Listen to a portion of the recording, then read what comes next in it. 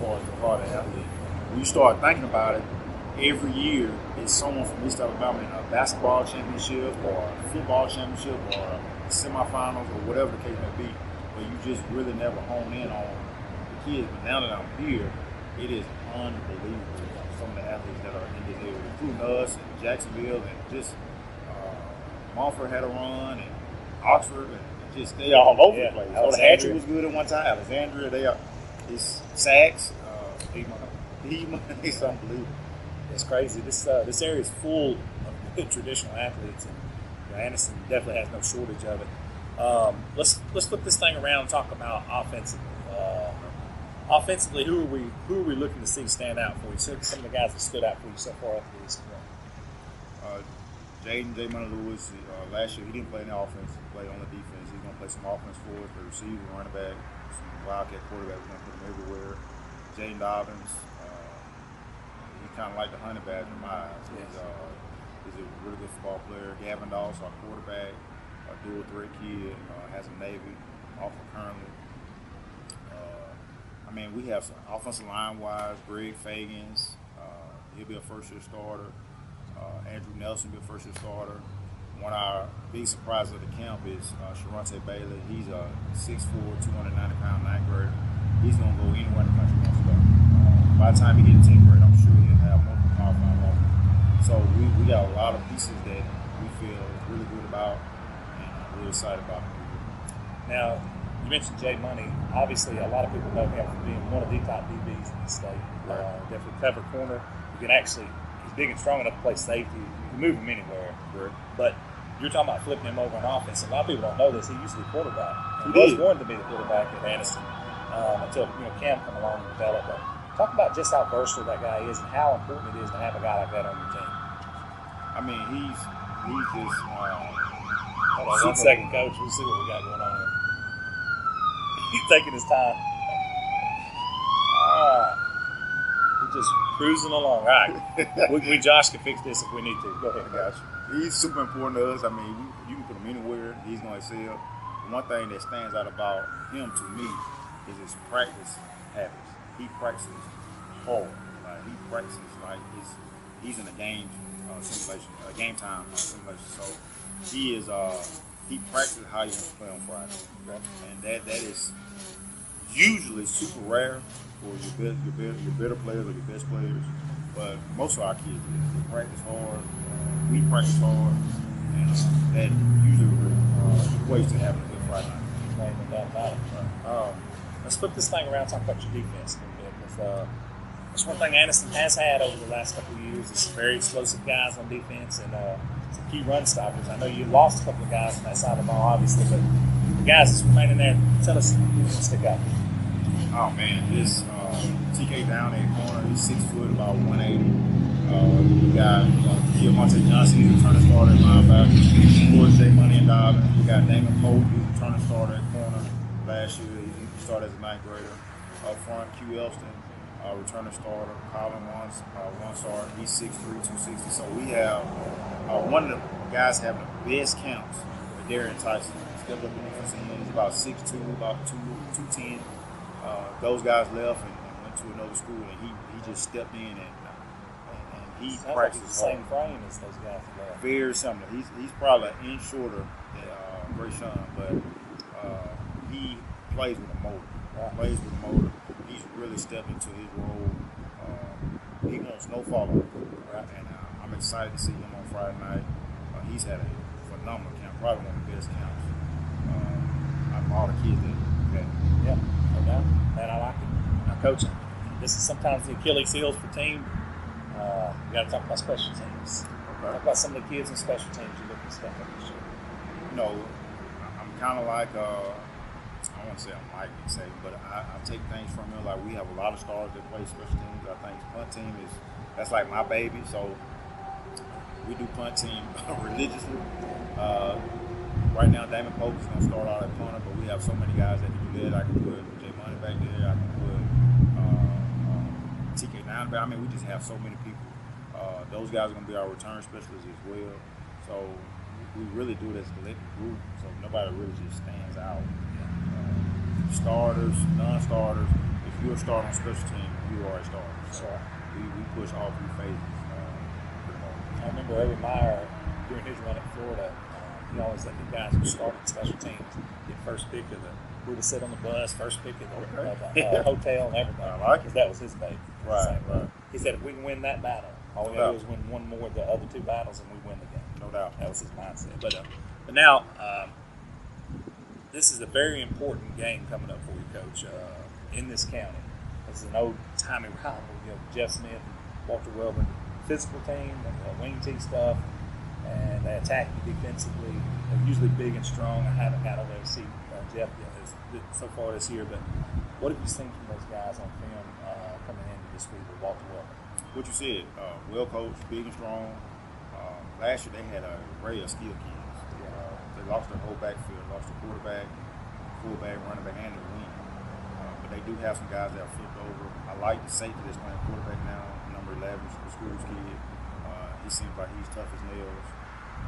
I like the big end. They have two really big defensive ends. One of them is about 6'6", number 80, and then they have number 22. Those guys come off the ball. They have an offensive lineman that plays D-tackle too, number 75. He plays with a motor, big kid. It's going to be a challenge. So we're going to have to come play. We're going to have to match their energy. I know we lost a lot, but I feel like we have a chance to be really good, predicated. We stay injury free, and our kids continue with the buy-in and work hard. So I'm excited for us to play on Friday and finally get this thing started. Yeah, I bet all this off-season stuff, moving in and all that. But when game time comes, let's say Friday night, you guys are kicking off at normal time. Yes. Y'all ain't moving it for 2 degrees. No. You said when game time gets here, between now and then, what is your number one thing you got to focus on? This has to happen for us to be successful Friday. Just consistency. That's in the classroom. That's in the hallways. That's in practice. Yesterday at practice, we were kind of up and down. I know the heat probably had something to do with that. We don't make excuses. Everybody's practicing the heat. But today I'm looking for consistency. Can we bounce back? Will we have a good day? How was the weight room?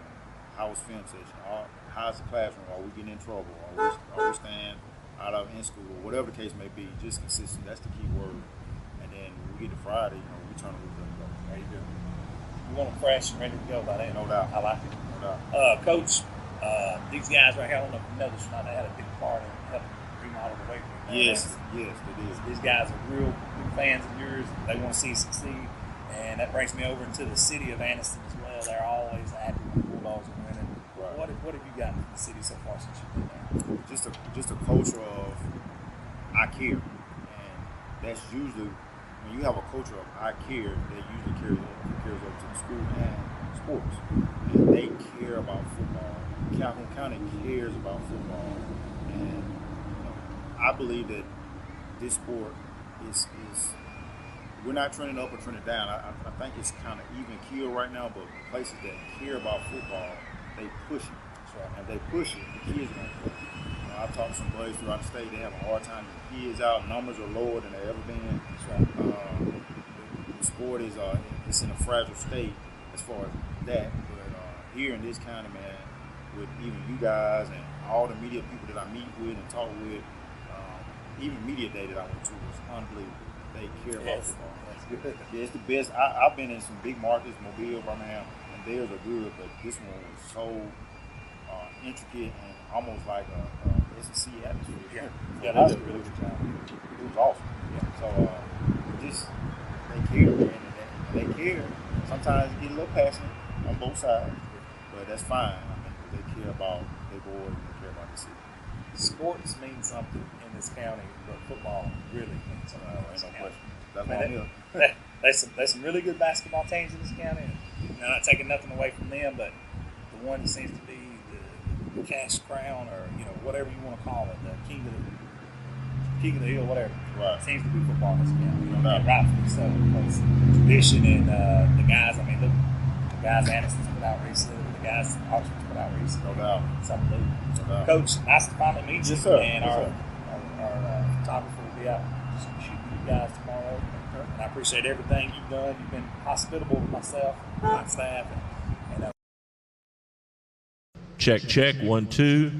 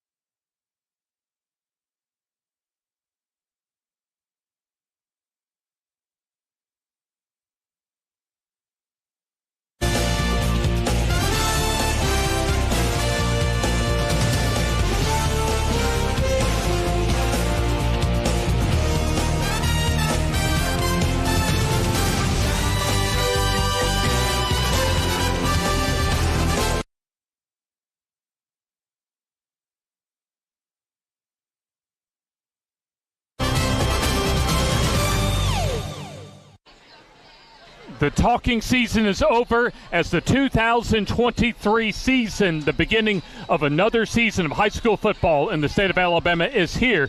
And for our first game of our 13th season of the FNN High School Football Game of the Week takes us to the Creekbank as the Ohatchee Indians look to carry over their momentum late from 2022 into what they hope is an outstanding 2023 season as they host nearby Sachs out of Anniston. And we welcome you into another edition of the FNN High School Football Game of the Week from the Creekbank here in Ohatchee, Alabama. James Hardy with you, and joining us once again for another season of color analysis with us on the FNN High School Football Game of the Week is Coach Eddie Bullock. And Coach, when you talk about the beginning of the season, there's always that sense of hope and optimism. And for these two teams, a lot of optimism, especially for homestanding Ohatchee in 2023. Where everybody's 0-0 right now, so it's the start of a great season coming up, and everybody got a chance to get off to a great start. And first, for Sachs, they have a new head coach, which is a common theme as far as the Calhoun County high school football scene, in Alfonso Freeney, who's a familiar face as far as our area of the state of Alabama when it comes to college football. Obviously a star at Jacksonville State in his collegiate playing career. And this is actually an interesting kind of dynamic for not only he but Chris for Chris Findley as well, because for both of these coaches, Eddie, they're longtime friends going back all the way to their playing days at Jacksonville State. Well, you know, you got new blood in. That's what we call it, new blood. And you got some young guys coming in, and they trying to, build some careers and build some legacies. And, it makes for a good situation, a good season, I tell you what, for this season, I'm really interested as far as what I think could very well be two impact players when you look at this matchup tonight. First, for Ohatchee, Jesse Baswell is one of just three seniors on the roster. And in talking with head coach Chris Findley for Ohatchee, he mentions how Jesse Baswell has added weight, also added speed, but also has developed as the leader of the team this year. Well, you can't replace senior leadership, and it's always good, even though both teams don't have that many seniors on the team, it's good to have somebody that can lead the team and get the guys to corral around them and lead them, in the right direction and just get them back in the tradition of the schools. Now, when you look at Sachs as far as who I think will be an impact player, it's going to be one of the youngest quarterbacks, especially in the varsity football scene in the state of Alabama this year, in Jamoris Young. And talking with Coach Alfonso Freeney, he mentioned just the potential that Young has, especially as a dual threat quarterback, but also as a quarterback as far as his throwing arm that can make all the throws. Well, and that's a good plus for him to have the athleticism and the talent, but you still must remember he's a freshman, so it's a difference playing at the varsity level. Some guys, that are freaks of nature are able to do things like that, but, Coach used to tell me a freshman is a freshman until they prove it on the field. So what are the things, go into more specifics as far as Young, that he's going to learn as this season progresses as far as being a quarterback in this state at the varsity high school level? Well, the biggest thing is the speed of the game, the transition from playing, maybe middle school to rec league, to seeing how fast when you got some, linebackers, some defensive ends that can run just as fast as you are. And that's the biggest adjustment, and then making quick decisions, you got a little bit more time the younger you are. You got a little bit more time to make decisions. But in high school, and as you move on to college and the pros, of course, those decisions got to be made quicker because, guys are watching film and they're able to, read plays pretty quickly. And you're looking in Calhoun County this year, 5 schools that have brand new head coaches, and Sachs is one of those, as longtime head coach Jonathan Miller departed to take the reins from Steve Smith at Piedmont. So we'll talk a lot more about Piedmont as far as our season progresses here on the FNN High School Football Game of the Week.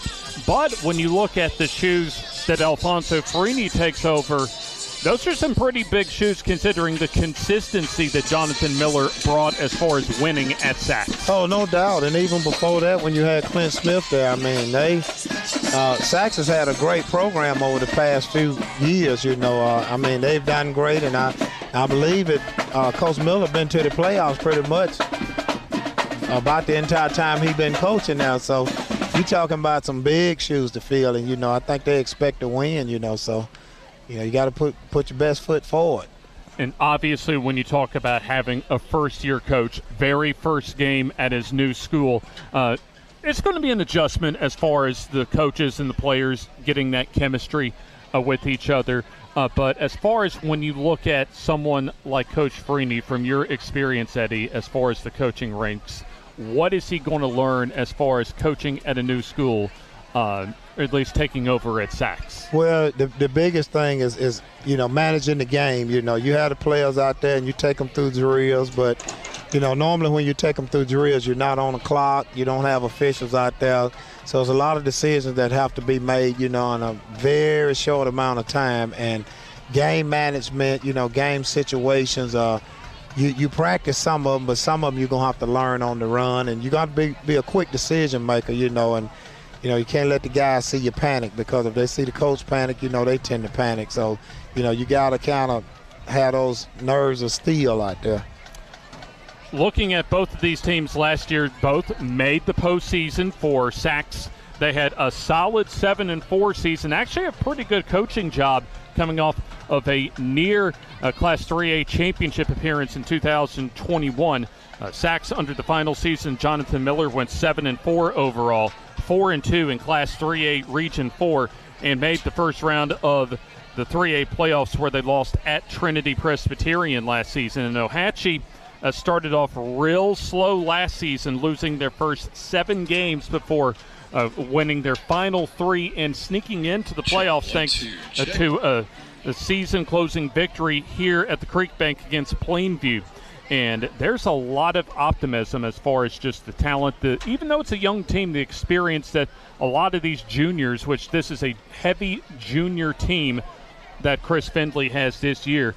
So there's a lot of optimism as far as what, even in a tough region that's Class 3A Region 6 that Ohatchee is in this year and was last year, there's still a lot of optimism they can make some noise this year in Class 3A. Well, you're talking about 2 years ago, they probably lost one of the best teams that they've had in a while. A lot of great players off of that team. So, they kind of made some adjustments last year. When you lose that much talent, you're making some adjustments, and I think they kind of got caught up early in the season, but then they kind of righted the ship and, started getting some things right. And they did enough so they ended successfully. If you make the playoffs, that's a plus. That takes you into the next season. So you don't want to dwell on those games that you lost. You want to, take the positive fact, hey, we made the playoff even though this, and this happened. So, they ended on a good note. Ohatchee and Sachs get their season open in about 20 minutes. We'll take our first time out. And a lot of schools, in fact, most of the state of Alabama, either tomorrow or today, getting their 2023 season started. And we'll take a look at that and more next here on the FNN High School Football Game of the Week.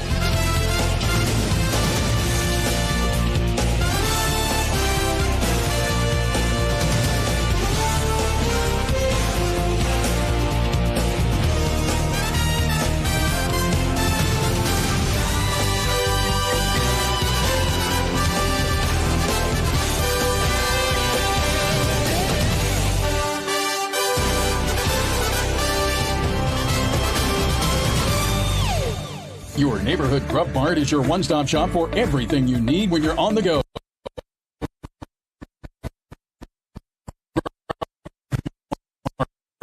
Features the best prices on Coke and Pepsi products and is the home to the 99-cent bag of ice every day. And Grub Mart is your exclusive home for the popcorn bucket. Purchase yours for only $5.99, then bring it for free refills throughout the year. And save every day with your Grub Mart Super Saver Card. When you're on the go, it's good to know Grub Mart has everything you need. Gas, diesel, and delicious Oleo donuts. In business over 78 years, visit your local Grub Mart today. The Calhoun County Commission, made up of Fred Wilson, Danny Shears, Carolyn Henderson, Terry Howell, and Lee Patterson, ask you to take a look at what Calhoun County has to offer. Our beautiful parks, neighborhoods, recreational facilities, historic sites, and museums. Our citizens enjoy a high quality of life and strongly support the arts. If you're considering expanding or starting a new business, take a look at Calhoun County. You'll be glad you did. Griffin Laser Engraving in Lincoln is your authorized local dealer for personalized Yeti products. Get your Yeti customized for your team, a business, or a special event.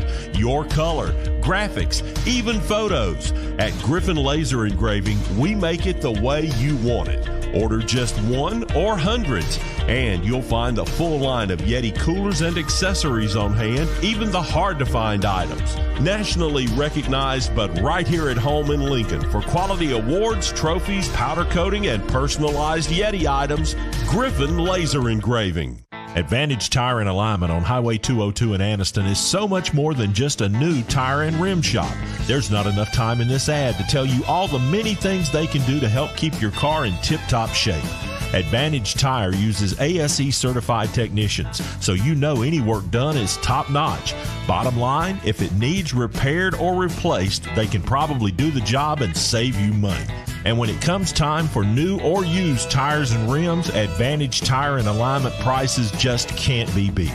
Stop in and see Bruce and the crew today. Advantage Tire and Alignment. At Farmers and Merchants Bank, we're showing off our school spirit with our newly designed vertical Spirit debit cards. Now, these are customized with your favorite school's logo, and half of every Spirit card purchased goes toward your school. So, show off your colors and support your local school with the FNN Spirit debit card. You can learn more at fnn.bank. Member FDIC.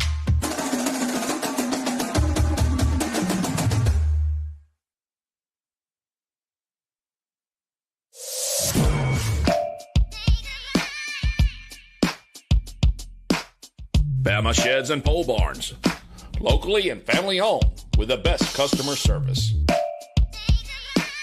Custom built to fit your needs with free delivery and setup. Design and price online or stop by and see what we can do for you. Nobody beats our prices and nobody beats our quality. Built in Alabama, made in Alabama. BamaSheds.com.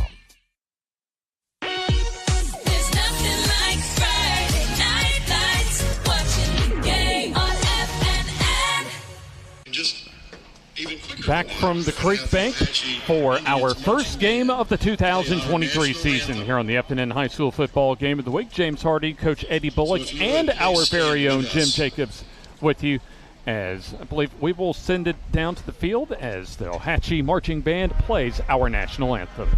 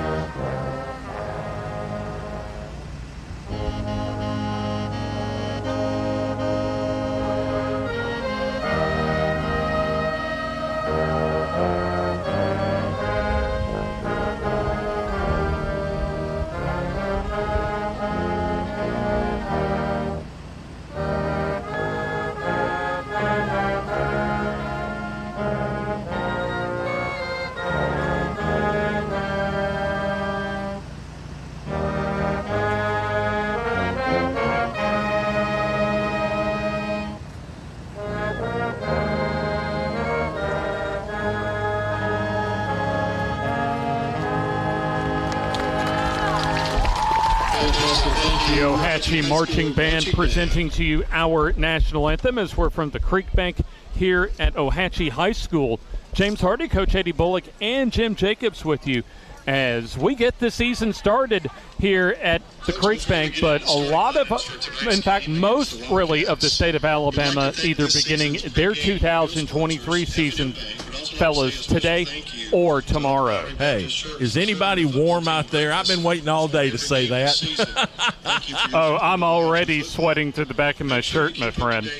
But, you know, when you talk about hot weather in August in the deep south, what more can you expect? Hey, scorching. I'm sweating sitting still, and that's hard to do.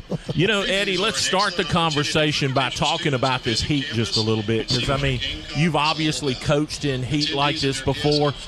What do you have to do differently than what you would normally be doing this time of the year? Well, you actually have to make sure the players are hydrated, you know, and you hear that all the time. But, you know, what I used to do is I would start during the summer. You know, I would start early in the morning, and as the summers went on, you know, by August I would have them coming in, you know, during the heat. So they would, I would gradually move it back so they could get acclimated to the heat, because that's the only way to get used to the heat is get them out there in it. But you still got to be cautious, and, you know, one of the things you have to do is hydrate. Yeah, I'm sure that you know, a lot of people have had many discussions both internally and with parents and stuff over the last couple of weeks about the heat, because, you know, not only are we playing tonight, Coach, but been practicing in this a couple of weeks now. Absolutely, and I tell you what, you know, this is not just my personal opinion. I hadn't done any research, but this is one of the hottest days probably I've experienced even coaching. I mean, you know, this early in the afternoon, I mean, it's been a killer this summer. I mean, just it's been scorching. And I know that's actually coming off of, at least in this area, actually a pretty decent stretch of rain for about a week straight that this area had.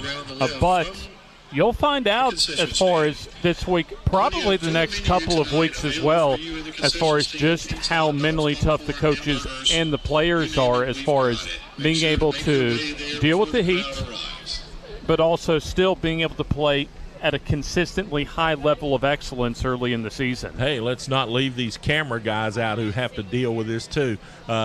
Sam, turn and wave toward Garrett. There he is.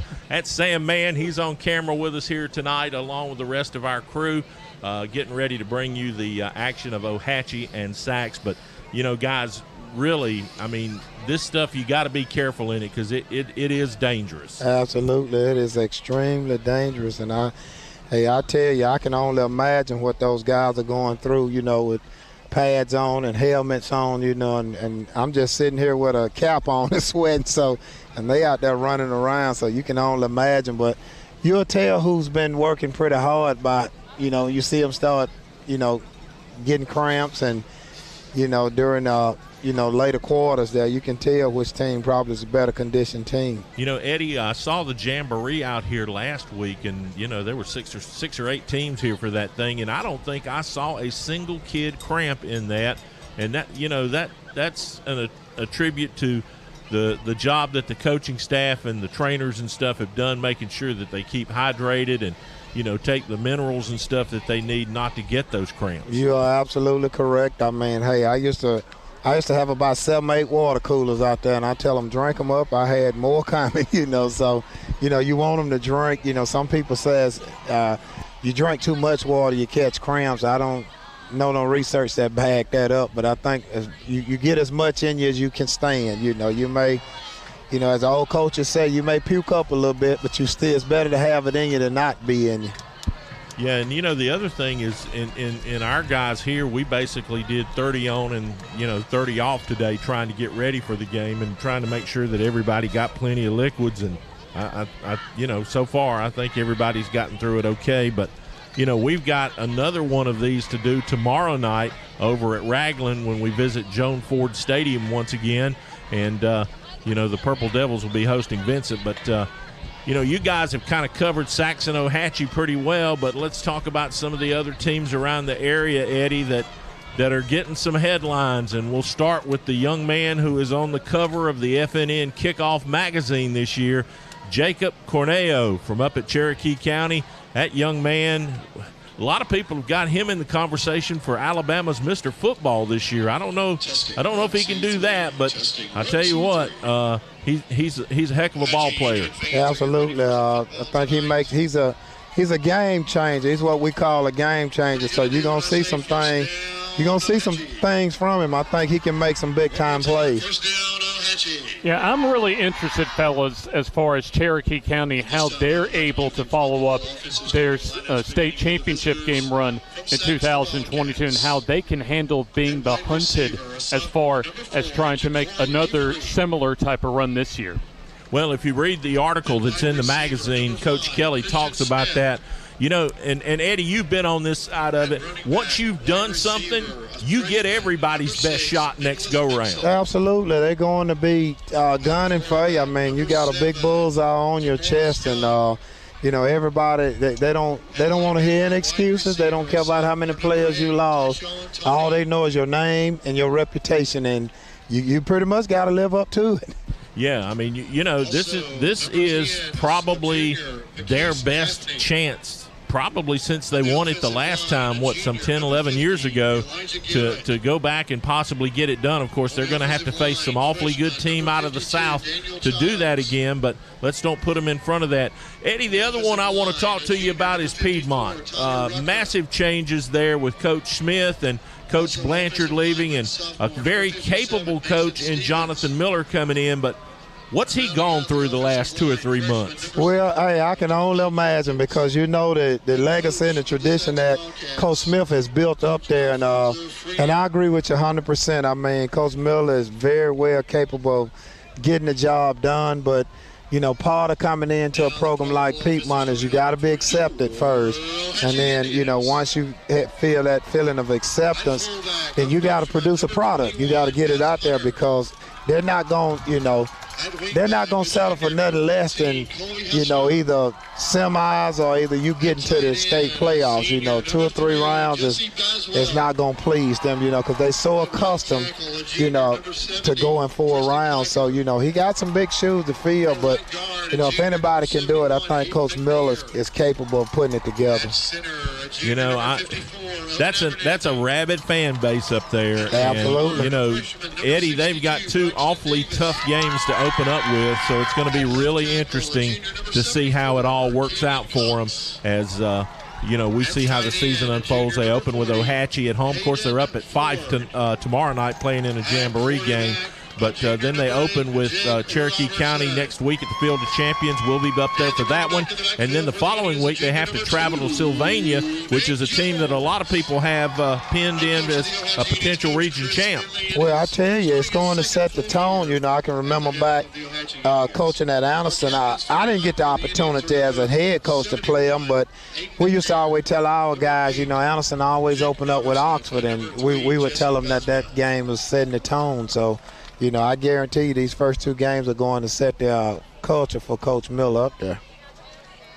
The town of Ohatchee presents, as you see in front of you, our opening coin toss. As you see, Jesse Hi, guys. Shake hands. Good luck. Jesse Baswell, Jake Robertson, as well as Aiden McNair, the captains for the Ohatchee Indians. As here you see also the trio of Sachs Wildcats. Yeah, they'll run right up. One of those 3 captains coming out to midfield for the Sachs Wildcats. I'd be a blooper on sideline right off the bat. There you see all right, so one of our fine sponsors for tonight, as the town of Ohatchee presents our coin toss for this Thursday evening, our first of 2 on opening week as far as the FNN high school football game of the week. As our own Jim Jacobs already has mentioned, we'll be over across the Coosa River tomorrow evening in Ragland, about maybe a 10-minute drive from the Creekbank where we're at right now, as Vincent and Ragland will have a rematch of their season opener from last year over at Joan Ford Stadium to open the 2023 season, as Sachs makes their way out onto the field for the Sachs head coaching debut for Alfonso Freeney. And soon enough, we'll see the homestanding Ohatchee Indians playing under a pretty good crowd for this season opening Thursday here at the Creekbank. So going to be interesting to see as far as one of those 5 schools that's breaking in a brand new head coach, as Alfonso Freeney will be making his coaching debut here in Calhoun County at Sachs High School. Trying to follow up an impressive run of over a decade for head coach, or at least now former Sachs head coach Jonathan Miller, as Chris Findley at trying to do something like that himself as far as building his own reputation and put his own stamp as far as another tradition-rich program here at Ohatchee. Well, they following some good coaches, Coach Miller, Coach Martin, they got some big shoes to fill, and, it's going to be interesting to see what they put together and, who gets this thing off to a good start. And the Ohatchee Indians make their way out onto the surface here at the Creekbank. For head coach Chris Findlay, this will be his third overall season, second full season after taking over about 3 or 4 games into the 2021 season for Coach Scott Martin. Coach Findlay has already taken Ohatchee to 2 Alabama High School Athletic Association Class 3A playoff appearances. As there you see the Indians decked out in their charcoal gray tops, along with the white numbers and letters and the red trim, and Sachs will be in their visiting white tops and the red bottoms today. Looks as if that Sachs will be going from our left to right here in the first quarter, as game time conditions here at the Creekbank, 92 degrees to open up the 2023 season. As we'll tell you, our kickoffs, including our opening kickoff tonight, presented to you by Still Waters Plumbing. And there you see our fine folks at Still Waters Plumbing and Gas. They'll present all of our kickoffs this evening. First quarter brought to you by Ohatchee Hardware, as we're about to begin our 13th season of covering the best of high school football here on the FNN High School Football Game of the Week. So it'll be Sachs to kick off. To begin the 2023 season, Dorian Walker will kick off as Jesse Basswell, one of the 3 returners. Also for Ohatchee, you have Colby Hester, the deepest of the 3 set to receive Dorian Walker's kickoff as the season is underway. The kick will go to the far side as Nate Jones at the far side tries to get around some disturbance as he'll get across the 20, and it'll be Ohatchee ball to begin this 2023 season on offense. A good friend of the FNN High School Football Game of the Week, presenting our starting lineups tonight, Congressman Mike Rogers, Alabama's conservative Republican leader, presents our starting lineups, as it'll be for the Ohatchee Indians, Jake Robertson, the junior, that will get the start. Nate Jones and Gus Hunter, the running back and fullback respectively, and Colby Hester will be the wing back. Here's the opening snap and the give off of right tackle, and good blocking off the left side and physical play early on, Eddie, as Ohatchee gets about a solid 7 to open up their first play on offense this year. Yeah, absolutely. They're setting the tone right there with the little inside zone right there. A little bit different from what they typically do. Normally a lot of quarterback runs out of that Broken Eagle offense, but right now just straight inside zone handoff. Now you'll have Robertson and Donahoe transfer Will Folsom as far as the primary quarterbacks on roster, as there's a flag on the play. Foul. False start on the offense. We'll replay second down. So a false start after a second down and 1 after a 9-yard gain. So it'll be now a 2nd and 6 thanks to the 5-yard penalty. Our first penalty of the season, and typical as far as for a first game, you'll see some motion penalties and some a little bit of sloppiness for both teams. Right, just a few pre-game jitters there, getting your timing and all right, And we'll have another pre-snap whistle and a flag at the near side. Well, I think you got an offsides this prior time. Prior snap, encroachment. Offsides on the defense this time. Replay second down. So a little early season jitters for both teams as they trade 5-yard snap infraction penalties. So we're right back where we started. Exactly. So, in fact, taking a look at the rest of the Ohatchee offense, Jesse Baswell will be the tight end. And the offensive line, Kenyon Cox at left tackle, Braxton Davis, the left guard, Owen Abernathy handling the snaps, Aiden McNair at right guard, and Tristan Kiker, the right tackle. Here's the snap, and this will be the straight-ahead give going to Jones as he'll plow forward and advance the football for our opening first down of the 2023 season. Our first quarter presented to you by Ohatchee Hardware, as we certainly thank all of our presenting sponsors for helping us on our coverage tonight of the FNN High School Football Game of the Week, the season opener for 2023. So Ohatchee getting about a 3-yard gain or so from Nate Jones, the junior running back. This is a heavy junior roster this year for the Ohatchee Indians. A lot of upside, according to Coach Chris Findley. Shotgun for Robertson, as he'll pitch it to Jones. He'll try to follow his blocking, in good pursuit that time by the Sachs defense, as they'll bottle up Jones for very little yardage that time, as you had Justin Cosper, among others, helping out on the tackle. Well, the cornerback did a tremendous job coming up for us, and he didn't let him outflank him. He forced it back to the inside, and he let his inside help linebackers make plays. So I did a great job on that play. So it'll be now second down, and they will give Jones 1 yard on the play. So Ohatchee taking their time out of the huddle. Just over the first 2.5 minutes played here in the first quarter. Ohatchee on their opening drive of the 2023 season. As here's this quick snap and throw complete to the far side, as it'll be Hester on the catch, but very little yardage, as good, solid pursuit that time. And looks as if once again Cosper helping out, flying to the ball on the tackle. Well, Sachs reacted very quickly to that little tunnel screen right there. They got up and actually should have caught it for a loss, but we missed the first tackle. But you know, the pursuit kept coming, and they ended up holding them to maybe a yard or 2 gain. It'll be third down and long. Line to reach the first down is their own 47 for Ohatchee. About 8:40 left in the opening quarter. Already 1 first down so far for Ohatchee, as Robertson will set up the screen near side to Baswell, complete as he'll break a tackle and get the first down across midfield into Sachs territory at the 49-yard line. Excellent determination that time by Jesse Baswell to fight for that first down. Well, that's a great throwback screen. You know, quarterback rolled out to the right side, and then he rolled out to the right side, and then he threw back to the left side, and he got everything set up. And, you know, of course, he made a couple of midfield into Sachs guys miss territory some tackles. They did a great job. Needed 8 determination that time, but we'll say 11 to on the first down reception. Well, the first pass completion for Robertson so far this season. Robertson, the junior, as he'll line up in the shotgun.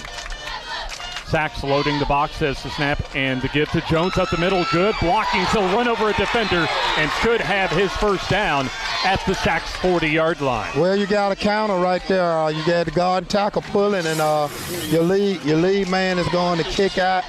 He's going to kick out, and he's going to kick out right there, and then the other one turn up right there. So he did a great job. Have his first down. A gain of 10 yards, 40-yard for Nate Jones, as you'll have right in front of us right Robertson. You got the guard tackle pulling, and your lead man is going to kick out.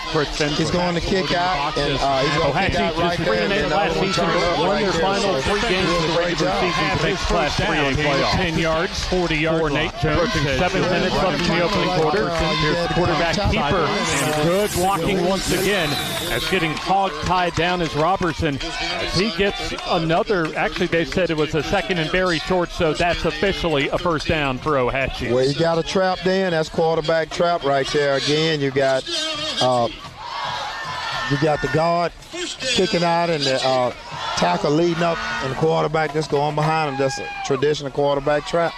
Big play in the drive so far, a 12-yard pass reception from Robertson to Jesse Baswell on 3rd and 8 to keep the drive alive.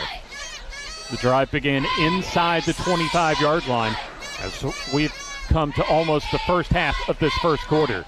Here's the pitch, going to the far side as Jones trying to escape trouble and manages about a couple of yards. Solid pursuit that time by the Sachs Wildcats on defense to set up a 2nd and long. Well, Sachs did an excellent job setting the edge out there. They got up and turned everything back inside, and they were able to make a tackle with the pursuit. And I don't think Ohatchee's going to beat them outside right now. They got to establish what they can up on the inside, because Sachs is pretty quick on the outside. Ohatchee Hardware presents our first quarter, as this drive has now officially taken the first 6 minutes of this game. That's what happened when you run that football. That time flies by. Here's the shotgun snap and the straight-ahead give to Jones as he'll run right into the teeth of a stout Sachs defensive effort that time. Maybe about a yard, so that'll set up a 3rd down and long. As coming out of that pile was Elijah Garrett to help out on the tackle for Sachs as we come to our first heat timeout of the ball game. So just under 6 minutes, 5:46 left opening quarter as it's still no score. Opening drive for Ohatchee.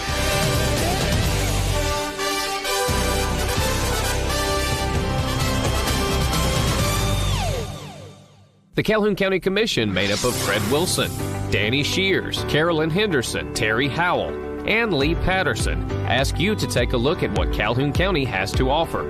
Our beautiful parks, neighborhoods, recreational facilities, historic sites, and museums. Our citizens enjoy a high quality of life and strongly support the arts. If you're considering expanding or starting a new business, take a look at Calhoun County. You'll be glad you did.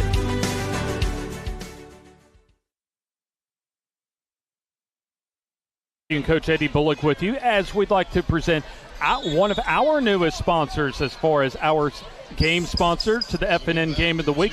Victory Law LLC helps present you our season coverage of the FNN High School Football Game of the Week in our 13th season of covering the best of high school football in the Yellowhammer State. It'll be a 3rd and long, officially 3rd and 10, football at the Sachs 34 going to our left. Here's Baswell with the direct snap as he'll follow his blocking. Excellent blocking as he gets the first down at the near boundary and goes out of bounds into the red zone, or at least close to the red zone, inside the 25. That was just excellent student body style blocking that time for the first down, Eddie. Well, they got a hat on a hat out there, and the quarterback was able to read that you had that extra blocker, the quarterback, because the safety normally counts for the quarterback, and when you're 15, 20 yards back and you get everybody else blocked, that's usually what happens. Baswell needed 10 and got 11 on that 3rd and 10. Oh, I thought it was 2-down territory, no, regardless. So Baswell gets the snap, and they'll run a similar play, kind of that quarterback counter play, as that gets good blocking off of right guard and gets about 8 yards as Ohatchee now in the red zone and chewing up more of that first quarter clock. Yeah, absolutely. That's just power, right? Quarterback power. He just getting a hat on a hat, and they leading him up in there, and he just kind of picking and choosing his holes.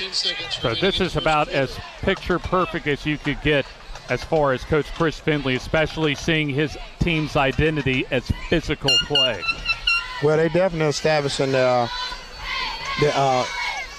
culture of the game right there at the line of scrimmage right there. They trying to win the battle in the trenches right there and wear them down. They'll say a 7-yard gain officially as the give to Jones as he'll get wrapped up maybe for about a yard as they're inside the 15-yard line now at the 14 to set up a 3rd down and short. See, they just caught him from the backside, so don't be surprised if you see that and see a quarterback pull and he come back out the back door over here. They're setting him up for it. Line to reach the 12-yard line on a 3rd down and 2. So Robertson back in the game at the quarterback spot as he'll keep it off the left side. Sidestep one defender and gets the first down as he's inside the 10-yard line. Good, nifty ball handling and running that time for the Ohatchee. Well, that was the play right there. I told you right there he's going to set him up on the inside, faking the handoff, and coming back out on the outside round there. And sure enough, there's the play. He make one guy miss, and he gets the first down. So this drive has now taken 8 minutes of the first quarter clock as the football officially spotted at the 9 off of a 4-yard gain on 3rd and 2 for quarterback Jake Robertson. We've seen already 3 third down conversions on this drive for Ohatchee. As here's the underneath give to Hester up the middle, and he's close to the goal line, a couple of yards, maybe a yard and a half shy, but good blocking on that left side of the offensive line to spring that hole. Absolutely. That's the mixed direction, the counter right there when they fake the back going to the right and then they pull and give it to the back coming underneath. It's almost like a wing T play. Basically a jumbo package coming up now as it appears Baswell taking the snap as he'll go off the right side. Plenty of blocking, and he'll walk in for the game's opening touchdown. Yeah, absolutely. Just setting them up, and like I said, the safety has to account for the quarterback, and he had a lead block, and there's no one near. 2-yard touchdown run for Jesse Baswell on a workmanlike drive that time to open the season for the Ohatchee Indians. Ethan Jones set out to come and kick the PAT. So almost 9 minutes of the opening quarter as the kick off toward the right, and that's going to miss. No good. So we'll take this time out as Ohatchee leads 6-0 late in the first quarter on the FNN High School Football Game of the Week.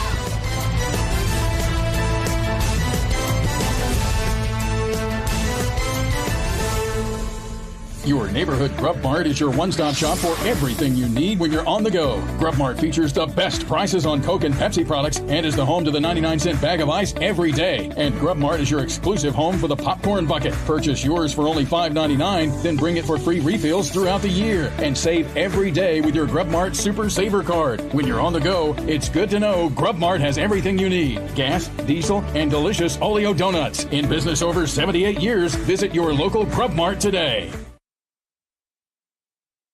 Minutes, 11 seconds remaining in the opening quarter here at the Creekbank as it was Ohatchee taking the ball from the opening seconds of the ball game and driving 77 yards, capped off by a 2-yard touchdown run by Jesse Baswell. James Hardy and Coach Eddie Bullock with you here at the Creekbank for our first of many games this year as we have another Stillwater's Plumbing kickoff to bring you. Our first quarter also presented by Ohatchee Hardware. As Sachs will be set to receive their first kickoff of the season as Lawan Curry and Nick Mixon set to kick off a low line drive kick as it'll be fielded by Mixon as he gets some good running room out to the 40-yard line. So Sachs has some good field position to start off their opening offensive drive of the season. Absolutely caught it on the run right there. You can see how athletic he is. He stuck his foot in the ground and made one good cut. Great return. I beg your pardon. That was Ja'Cory Avery that took the kickoff, but still, nonetheless, a good kickoff return for Sachs and Avery as they'll officially have it almost right in front of our broadcast location at their own 43-yard line. So here comes the freshman quarterback in Jamoris Young. Should have one of the strongest arms, at least in the county this year. As the snap, and this will be the pitch back in good running room that time for Mixon, as he'll maybe take it for a big one. In fact, will take it for an awfully big gain deep into Ohatchee territory, and that was an outstanding job of blocking and good recognition of the hole on a big-time play for Mixon. Absolutely. If you look, the quarterback played it just right and got him to bite in on him, and made the pitch, and, get your playmakers the ball and let them make plays. And I think that's why Ohatchee trying to keep them inside, because Sachs, those same guys are on the outside, skilled guys, and they're so quick. A gain of 40 that time for Nick Mixon. The ball at the Ohatchee 17. Here's the keeper, and good, excellent defense that time by Ohatchee as they read the quarterback zone read by Jamoris Young. And you had a host of Indians come up for that tackle. Well, that's one he probably should have gave. You had two guys on the outside, and there's no way he was going to pull that and beat him on the outside. They had two guys, defensive end and an outside linebacker, and run pursuit. So, shotgun for Young, the freshman quarterback, as Mixon his lone setback. Mixon gets the call up the middle. Excellent blocking. Big hole that time and a first down as Sachs gets closer to the goal line as they're inside the 10. And a first and goal coming up for the Wildcats of Sachs. That's just some great blocking right there. And he picking the whole little inside zone right there, Gil. That's just some great blocking right there.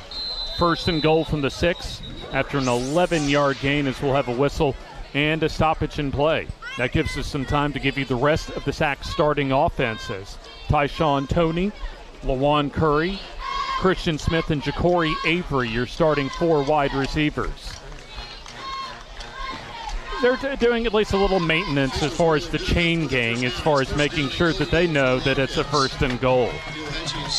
Mike's Gaffney, the tight end. Snap, and the give goes right up the middle, and this is backup running back Walker close to the end zone as he gets inside the 5-yard line. And once again, right in the middle of that offensive line, you have Mason Stevens, the left guard, Jaquay Judkins, the right guard, and Daniel Childs, the center, doing an outstanding job of blocking on a 5-yard gain, setting up a second and goal from the 2. Here's the keeper, and bowling his way into the end zone for the touchdown is Jamorius Young. Well, I'll tell you what, that Sachs offensive line is getting out to the play before that. They got a double team on the left side, and they took that guy out of there, man. I mean, they matching that physicality. In fact, it took just about almost exactly 2 minutes on 4 plays for the Sachs Wildcats to go 57 yards, as it appears that they will go for the PAT. Well, nothing to lose right here because the score is tied, so they trying to get up 8-6, and it's nothing to lose right here. So you probably going to see a quarterback. Here's the give to Mixon going to the end zone, and he is in for the 2-point conversion. So an outstanding answer that time for Sachs as they drive the ball 57 yards, score the touchdown, and the 2-point conversion to take their first lead of the season as we take this time out on the FNN High School Football Game of the Week.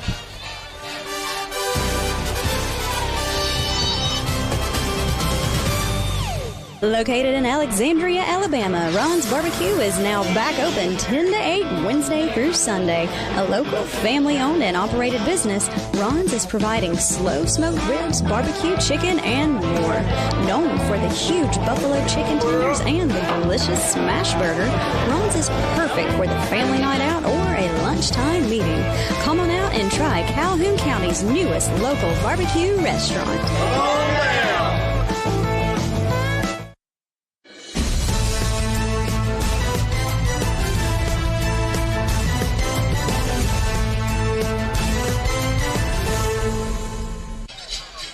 Ohatchee Hardware presents our first quarter at the FNN High School Football Game of the Week.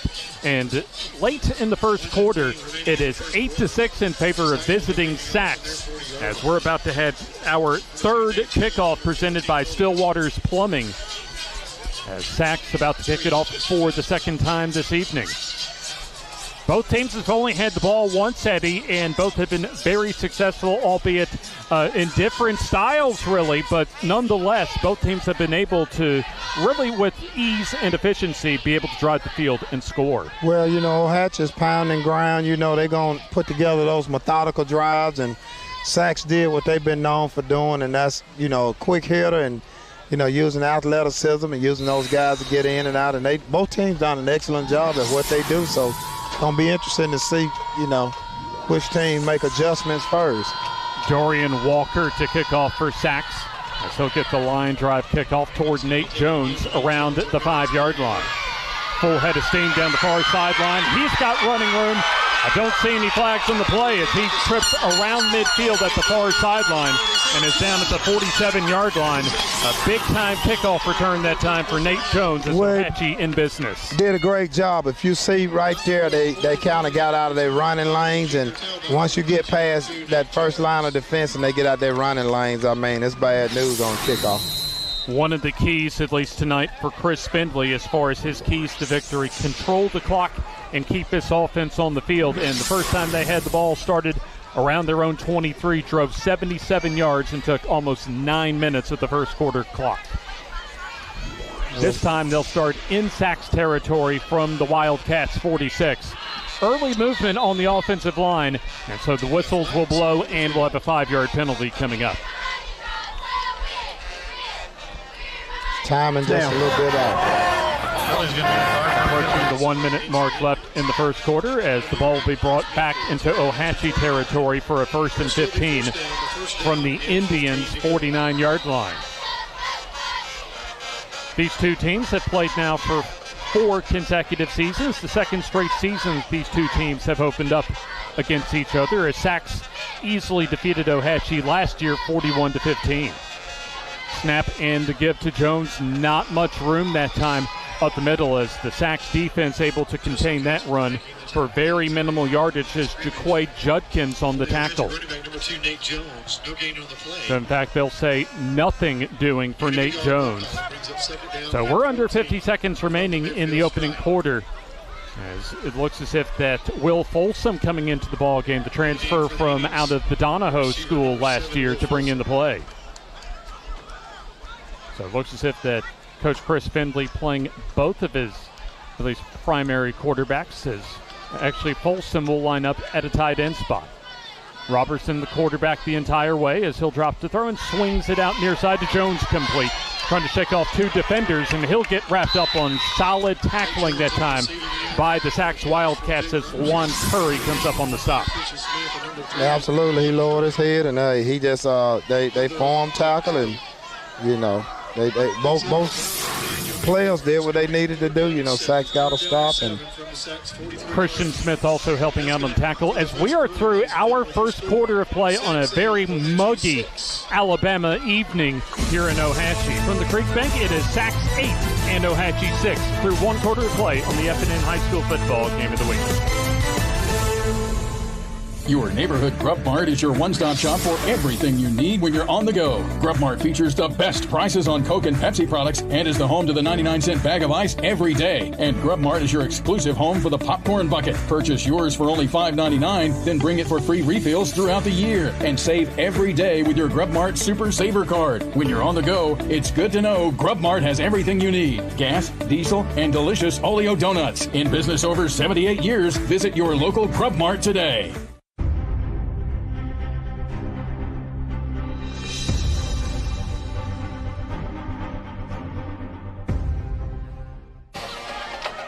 The 2023 season is here as Sachs and Ohatchee locked in a close one. Both teams scoring on their opening possessions of the season as Sachs, with the 2-point conversion, has the 2-point lead here at the Creekbank. James Hardy and Coach Eddie Bullock with you as we have another one of our proud sponsors to present for the season, FNN Bank, a longtime friend of the FNN High School Football Game of the Week, one of our proud sponsors for the 2023 season.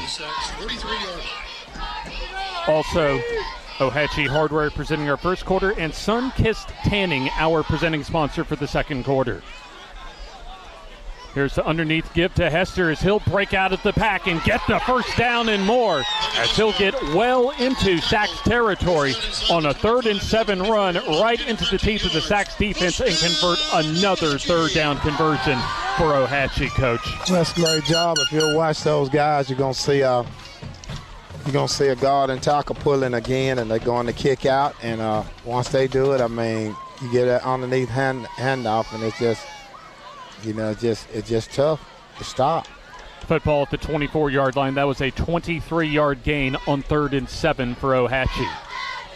Robertson gets the snap, and he wants to take it off the right side. Check that, Baswell on the direct snap, and he has running room, and he goes into the end zone.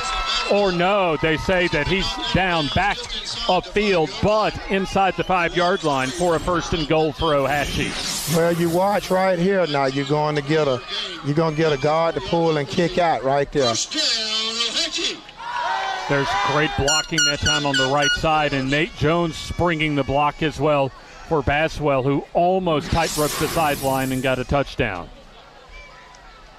So heavy set as Baswell, Wildcat quarterback, same play off the right side, and nobody touches Baswell for the touchdown. Well, and that's an example of play working. Once it worked, watch the guard on the backside pull it. 11:15 remaining in the first half. So there you see, just as they draw it up in practice, Coach, untouched goes Jesse Baswell from 4 yards out for his second TD of the night. Now, Ohatchee missed their first PAT try, the PAT kick late in the first quarter. So let's see if they try. I think they will indeed go for 2. Well, they got to hurry because the time clock is running down, so you may see a timeout before this play goes. Play clock down to 2 as they do get the snap off as Baswell goes off the right side again, and the same result, this time a 2-point conversion. Same play, exact same play. there you see Baswell going off his blockers into the end zone. That makes it a 14-8 lead for Ohatchee as we'll take this time out on the FNN High School Football Game of the Week.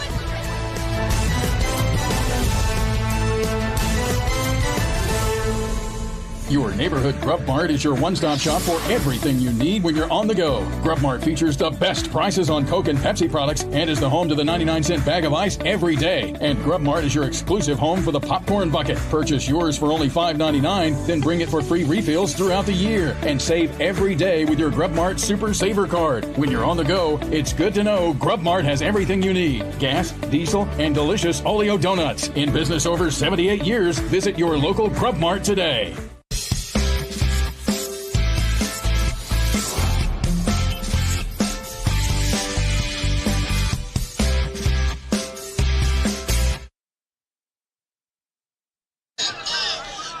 Early in the second quarter as Ohatchee has scored on both of their drives so far this season. A 4-yard touchdown run by Jesse Baswell along with his own 2-point conversion has made it a 14-8 lead for the Ohatchee Indians in their 2023 season opener here at the Creekbank against Sachs High School.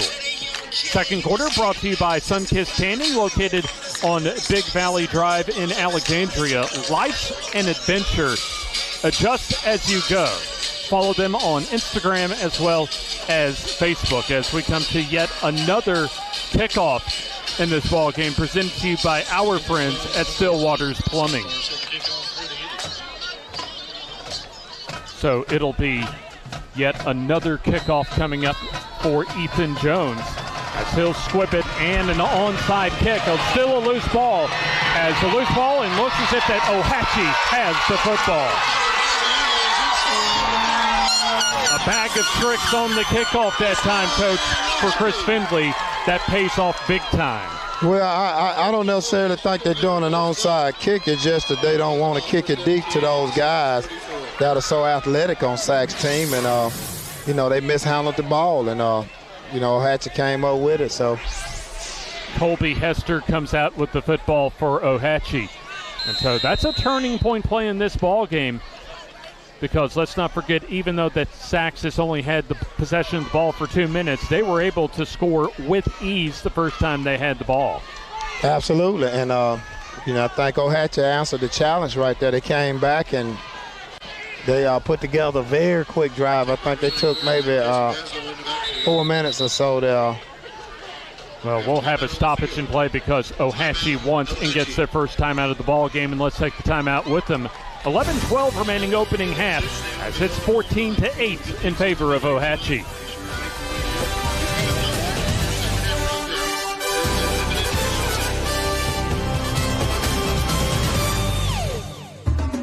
At Farmers and Merchants Bank, we're showing off our school spirit with our newly designed vertical Spirit debit cards.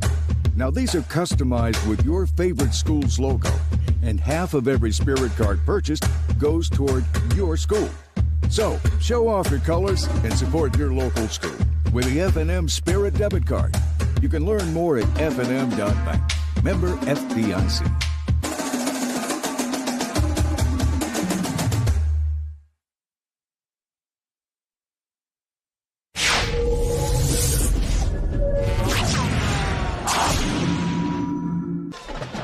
It's the type of night here at the Creekbank that you need the Grub Mart's 99-cent bag of ice because it's a hot one here in late August in the Deep South.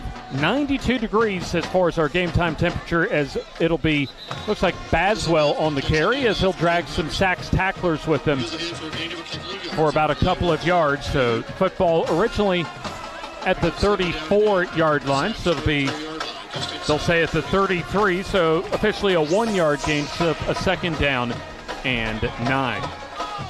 Our first of 2 games this week as we'll be across the Coosa River tomorrow evening for the first games of the season for Ragland hosting Vincent.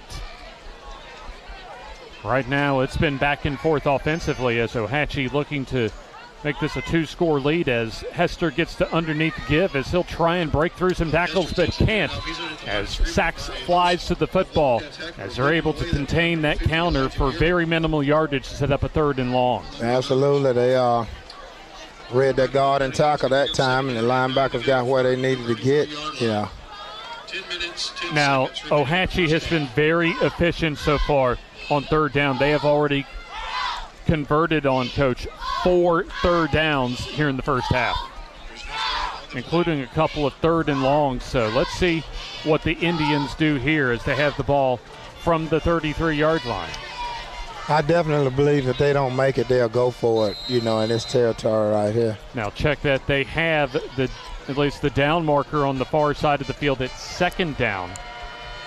And now I think they're just about to flip it to 3rd down as here's rolling far side and slipping on the turf that time was Robertson, the quarterback, as he wanted to throw but wisely ate the football. Well, he's trying to do that little throwback screen again, and it was all covered. So that was officially a 3rd down play. So now 4th down coming up, as that will officially be a sack to move the football back around the Sachs, we'll call it 41-yard line. So a loss of 8 as we approach 9 minutes to go in the opening half.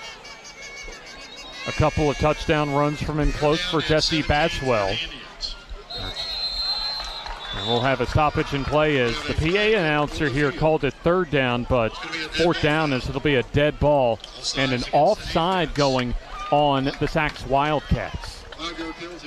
Actually, I thought this was 4th down as they have both on the scoreboard and on the official down marker across the way 3rd down. So it will be officially 3rd down. Well, I was just about to say, I was confused. I was thinking it was 4th down. So you wouldn't have been the only one as there's the throwback screen to Jones with plenty of blocking and running room as a 1st down and a lot more as an excellent play call that time as making the reception was Nate Jones, the running back, on the screen for a big 1st down. Well, if you watch him, he's rolling out here and he's letting the offense come in and then he's throwing it back in that direction. So from the 36-yard line into the red zone, as here you see all that running room for Jones as he broke out of 1 tackle. And it took number 14, Shannon Noel, to prevent a touchdown on that screen pass. Well, you can tell the defensive linemen are not reading right because if the offensive line lets you go, you know it's a screen. Here's a little miscommunication along the offensive line as we'll have a whistle and a flag on the play. Prior snap, false start on the offense. Replay 1st down. Still be 1st down. So 1st down and 15 yards to go as that was a 28-yard pass completion on the 3rd down and long from Robertson to Nate Jones. And now the 5-yard penalty will mark it back to the 20. So still a red zone opportunity for Ohatchee, and they've converted so far on both of their prior Ohatchee red zone opportunities and cashed them into touchdowns. So the Indians will come out of the huddle as Nate Jones will get a breather on this muggy evening.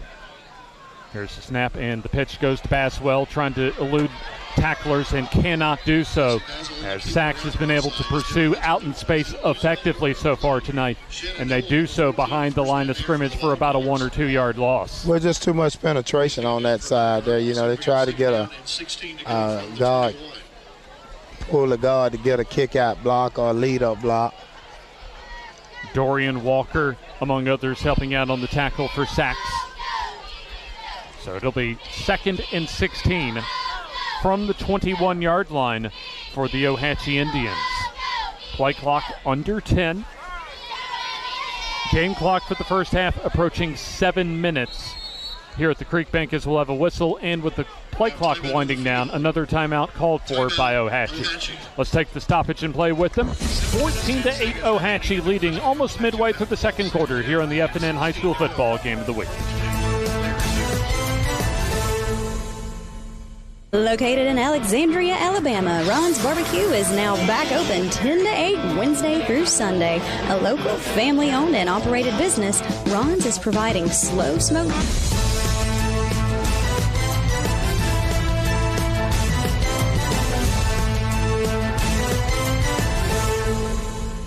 Lunchtime meeting. Come on Calhoun County's newest local barbecue restaurant.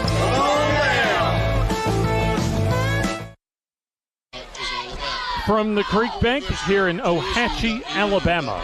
That's the Ohatchee Indians hosting the Sachs Wildcats. This is the 8th all-time meeting between these two teams, as Ohatchee has a 4-3 series lead coming into tonight. Sachs has, however, won the last 2 in this meeting, including their last trip in 2021 here to the Creekbank. Here's the play action and rolling, and throwing will be Robertson, and that pass is incomplete. Good defense that time by Sachs' Lawan Curry on the coverage that time for the Sachs Wildcats. Absolutely. They almost got a sack that outside linebacker kind of pinched down in. If he'd have stayed a little bit wider, he probably would have got a sack. He'd have hit it right in the mouth. Baswell, who has 1 reception, along with 2 rushing touchdowns tonight, wasn't able to reel in that second down pass. 3rd down and 16, so the line to reach for the first down is at the Sachs 5-yard line. Just a few ticks over 7 minutes to go until halftime. Here's the snap, and under immense pressure is Robertson as he's running for his life, and he'll get taken down in the backfield by Dorian Walker. Well, the end made the same mistake again. If you watch him, instead of him, he's supposed to come in. As he's getting penetration right here, he's supposed to stay top shoulder, and he keeps cutting down in, and the quarterback is baiting him in, and he's just absolutely outrunning him. Shannon Noel applying the pressure that time. And look at the pursuit as well for Walker chasing down the quarterback Robertson from behind. Yes. So it'll be 4th and about a mile to go. Once again, the line to reach is the 5-yard line for the first down. So they're about the 27-yard line. On the 4th and 22, as under pressure again as Robertson, as his throw is incomplete as Ohatchee turns it over on downs. Well, if you watch again, James, he did the exact same thing. The outside end is coming in, and he's biting down inside like this, and the quarterback is just stepping outside. Okay, if you watch, there's the penetration. He's coming down in. Noel and Garrett on the pressure that time for Sachs. As a turnover on downs brings it over to Sachs for their second offensive possession of the night. And we'll come to the Heat timeout with just a little over 6 minutes left until halftime here on the FNN High School Football Game of the Week.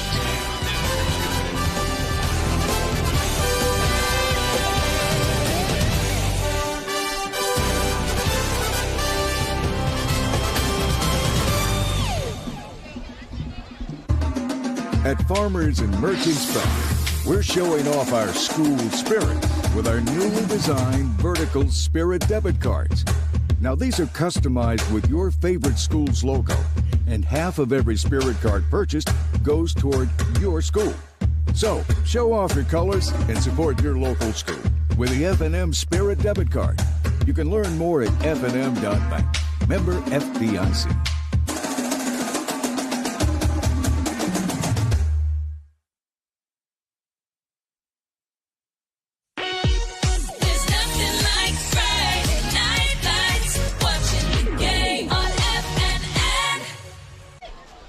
Sachs and Ohatchee return to the field as Urban Rustique off of Highway 78 in Oxford.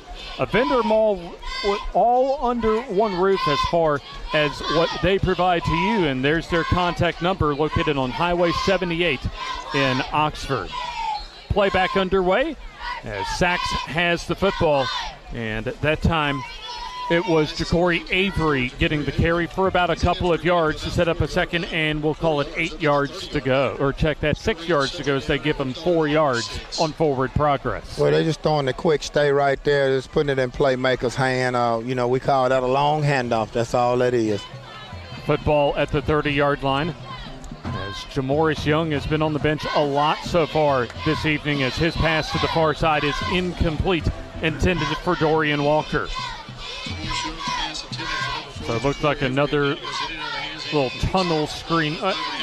Check that, a bubble screen action that time. As that goes through the hands of his intended receiver, Walker, incomplete. So 3rd down and 6 as Sachs has only had the ball twice now in this ball game. The first time, they only needed 4 plays to drive 57 yards and have their so far only score capped off by a Jamoris Young 2-yard touchdown run. Well, it looked like they're getting away from what they did. They did some inside-outside zone. It looked like right now they're just throwing the ball all over the field.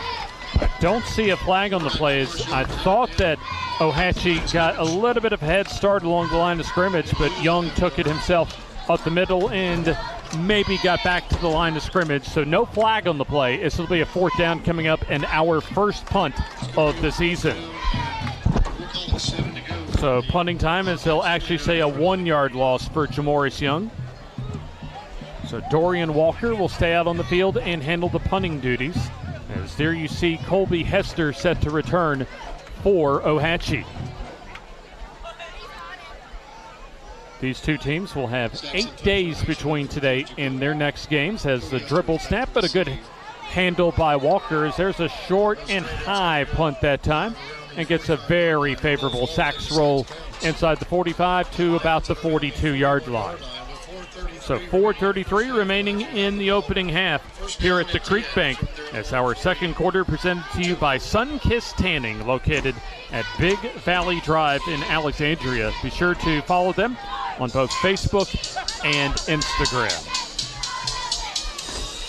Good solid ball game so far, Eddie, between these two teams, especially to open up the season. After a few early jitters, really both of these teams have played well so far in this first half. Yeah, they look like they've pretty much executed their offense. I think maybe the last series for Ohatchee and the last series for Sachs probably the worst by far for the entire first half. But, I think they may have just gotten away from what they've been doing, early in the game to have some early success. Alfonso Freeney calls timeout, and we'll take it with him here on the FNN High School Football Game of the Week.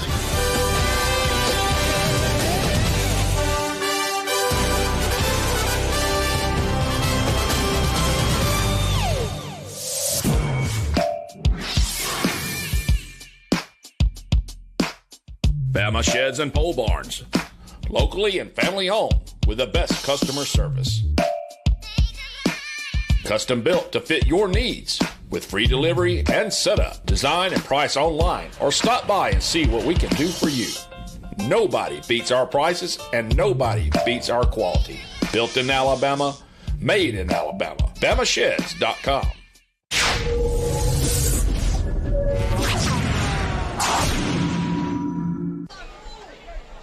We come to you from the Creekbank to open our 13th season of high school football coverage here on the FNN High School Football Game of the Week. As Ohatchee has the ball up by 6 late in the second quarter over Sachs. 1st and 10 as the give will go to Jones as he'll run right into the Sachs defense as it looks as if the Wildcats are stepping it up defensively the last couple of defensive possessions as there you see, among others, Joseph Buggs as well as Mikey's Gaffney helping out on the stop. Sachs saying nothing doing up the middle. They clogging it up. So, Ohatchee had better success running off tackle, with power, quarterback power. Not necessarily quarterback sweep because they wasn't getting completely outside. But Alfonso Freeney said one of his keys to the game, his defense getting off blocks as they did that time. Play action and the throw under pressure down the field and flag on the play as the intended receiver Colby Hester was tripped up, bringing out the PI flag. Well, he got that penetration back there. He laid a hit on him right there. He got good penetration. I'll tell you, look at that pressure at that time. But I tell you what, with immense pressure, that was an outstanding effort by Robertson just to get at least an opportunity to draw the flag that time for his offense down the field. Well, he stayed in there. We got 2 fouls. We got pass interference. Move it down just inside the 45-yard line. And then we got 10 for Ohatchee. So pass interference penalty and the first sideline warning of the night, both going on Sachs. So it'll be a 15-yard penalty, and so that'll move the ball into Sachs territory, and that also means a first down on the penalty for Ohatchee. So the football will be inside the 45 at the 44, Sachs for Ohatchee. Robertson will play fake. Under pressure again, throws near side, and is it intercepted? No, almost intercepted that time, as almost coming up the pick was Ja'Cory Avery. Well, I think what Sachs doing now is they're not going to give him time to throw it, so they're doing a little blitz in there, yeah. In fact, you had the receiver to the near side that time. Ethan Jones, the tight end, had to go off his hands, and Ja'Cory Avery almost able to come up with a big turnover for Sachs. Right, he just didn't see it through. I mean, he had his hand underneath it. All he had to do was just field it on in, and he just kind of let it go. Under 4 minutes left until halftime. It'll be a 2nd down and 10 from the Sachs 44, as rolling to the near side will be Baswell on the keeper, as he'll get blocking and have running room and slides down and gets the first down shy of the 20-yard line. So we'll call that about a 24-yard gain on 2nd and 10 for Jesse Baswell, who's had a big night on the ground for Ohatchee. That's a quarterback sweep there. Baswell starting at tight end, but playing some Wildcat quarterback as well for the Indians of Ohatchee. Already a couple of touchdowns on the ground for Baswell. As the play clock down to 15, and the Indians just getting into their huddle. Sunkissed Tanning presents our second quarter. As Baswell once again will line up to receive the snap. Does so off the right side, and he'll get bottled up this time and gets slung around out of bounds, as Dorian Walker's had an active night defensively that time, comes up with the tackle. Well, they did a good job right there, just stalemating the outside edge, and they were able to get some guys to get some hands on it. So it'll be 2nd down and 9 to go, as they'll give a slight 1-yard gain to Baswell. Will Folsom back into the ball game at a tight end slot. There's also Nate Jones checks back in for Ohatchee. So Robertson will once again assume the quarterbacking roles. Another late substitution for Ohatchee as the play clock now down to 2. That's the snap and the keeper for Robertson. He'll sidestep some defenders, and he gets some pretty good yardage up the middle for about 7 to set up a 3rd down and 2, maybe 3 to go. So we're now officially under 2 minutes left until halftime. So red zone opportunity again for the Ohatchee Indians, as they've been successful scoring touchdowns on 2 of their first 3 red zone trips. Well, they want to try to come out this particular possession here with some points there right before halftime, and kind of increase the momentum that they already have. Line to reach the 12 for the first down. Snap and the give goes to Baswell, as he'll slip down behind the line of scrimmage for a loss. Even if he didn't slip, you had the big defensive lineman Elijah Garrett ready to track down the ball carrier for Ohatchee. So it'll be no gain, or check that, a loss of yards actually. Actually, it'll be a loss of 3, so it'll be a 4th down and 8 coming up, as they're approaching 1 minute to go until halftime, and a timeout will be called for by Sachs. So Sachs on the timeout. We'll take the timeout with him. 1:03 left until the end of the first half. It is still Ohatchee 14 and Sachs 8. The Calhoun County Commission, made up of Fred Wilson, Danny Shears, Carolyn Henderson, Terry Howell, and Lee Patterson, ask you to take a look at what Calhoun County has to offer. Our beautiful parks, neighborhoods, recreational facilities, historic sites, and museums. Our citizens enjoy a high quality of life and strongly support the arts. If you're considering expanding or starting a new business, take a look at Calhoun County. You'll be glad you did.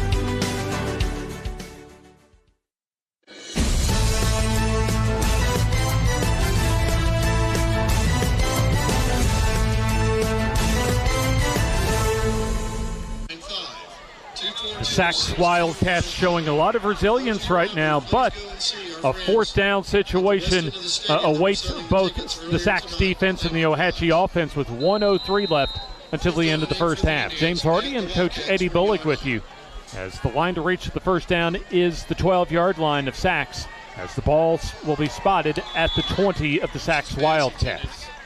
23, Jesse Basil goes incomplete, stops the clock with 58.5. So here's Robertson. Sachs will take over 1st and 10 from their own. Back to throw as his pass is incomplete, as it'll be a turnover on downs as the Sachs Wildcats defense holds once again in their own territory. So the Sachs will take over with under a minute to go until the end of the first half. And I'll tell you what, Eddie, we were talking about this during the break. You look at this game, especially for Sachs, that 9-minute drive that they gave up to start off this ball game, they could have easily just given in, but they've shown a lot of resilience as far as bowing up and keeping their team in this ball game. So it'll be Jamoris Young returning to the field for the Sachs Wildcats as he'll drop to throw. Under pressure, and he'll be going down. There you see the two-man combo as it will be one of the Joneses, Ethan Jones, on the sack for Ohatchee. We'll take a second look at that sack that time as Ohatchee defensively just pinning their ears back and able to get to Jamoris Young, the young freshman quarterback. And also helping out was Tristan Kiker, the defensive lineman, as it'll be Sachs keeping it on the ground to pretty much take it to the locker room that time. As you'll have Walker up the middle with a pretty decent carry as we get close to the 20-yard line as we come to the end of the first half here at the Creekbank at Ohatchee High School. As it's been a competitive first half for these two teams, the Ohatchee Indians take a 14-8 lead into halftime here on the FNN High School Football Game of the Week.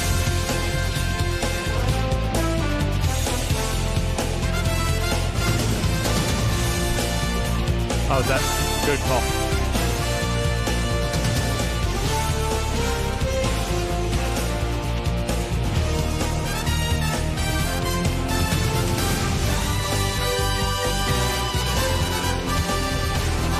So I thought they were going to get to the end of the break, but a timeout by Sachs was called for with 0.7 seconds to go until halftime. So I beg your pardon. We haven't quite gotten to the end of the first half. So it'll be a 3rd down and 13 from the 18-yard line. Well, I think what you want to do is just make sure you don't make a mistake on this play. You don't want to. Final play of the first half. As the underneath give goes to Walker as he'll have a head of speed and the first down with a flag on the play. As the clock has gone to double zeros, but we'll sort out this flag, and if it's on Sachs, that'll be the end of the first half. Holding on the offense. Penalty declined. Halftime.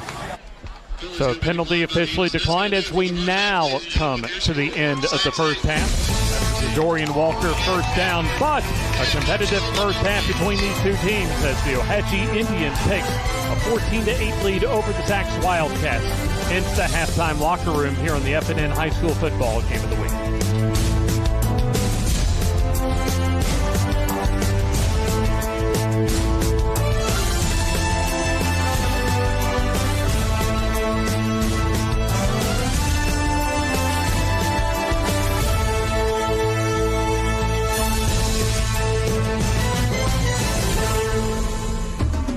At Farmers and Merchants Bank, we're showing off our school spirit with our newly designed vertical Spirit debit cards.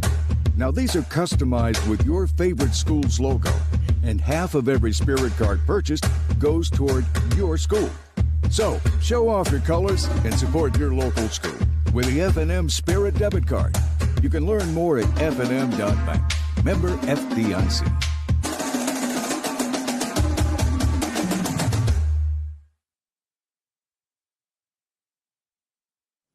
The Calhoun County Commission, made up of Fred Wilson, Danny Shears, Carolyn Henderson, Terry Howell, and Lee Patterson, ask you to take a look at what Calhoun County has to offer. Our beautiful parks, neighborhoods, recreational facilities, historic sites, and museums. Our citizens enjoy a high quality of life and strongly support the arts. If you're considering expanding or starting a new business, take a look at Calhoun County. You'll be glad you did. Located in Alexandria, Alabama, Ron's Barbecue is now back open 10 to 8 Wednesday through Sunday. A local family-owned and operated business, Ron's is providing slow-smoked ribs, barbecue chicken, and more. Known for the huge buffalo chicken tenders and the delicious smash burger, Ron's is perfect for the family night out or a lunchtime meeting. Come on out and try Calhoun County's newest local barbecue restaurant. Your neighborhood Grub Mart is your one-stop shop for everything you need when you're on the go. Grub Mart features the best prices on Coke and Pepsi products and is the home to the 99-cent bag of ice every day. And Grub Mart is your exclusive home for the popcorn bucket. Purchase yours for only $5.99, then bring it for free refills throughout the year. And save every day with your Grub Mart Super Saver Card. When you're on the go, it's good to know Grub Mart has everything you need. Gas, diesel, and delicious Oleo donuts. In business over 78 years, visit your local Grub Mart today.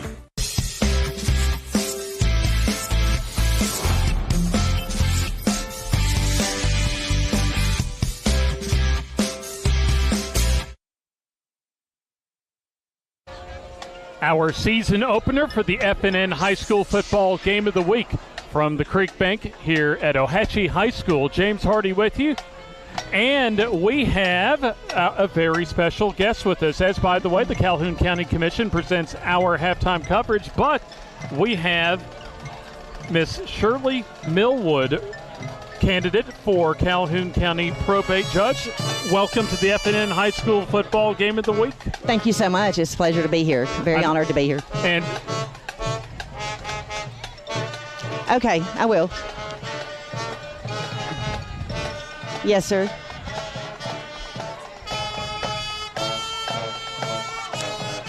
Judge Martin is not going to run again when she finishes her term, and so the seat's going to be vacant.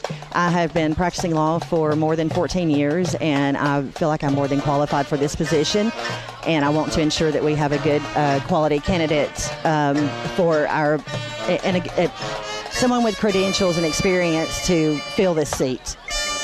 How's the campaign trail been for you so far? Tonight I'm kicking it off.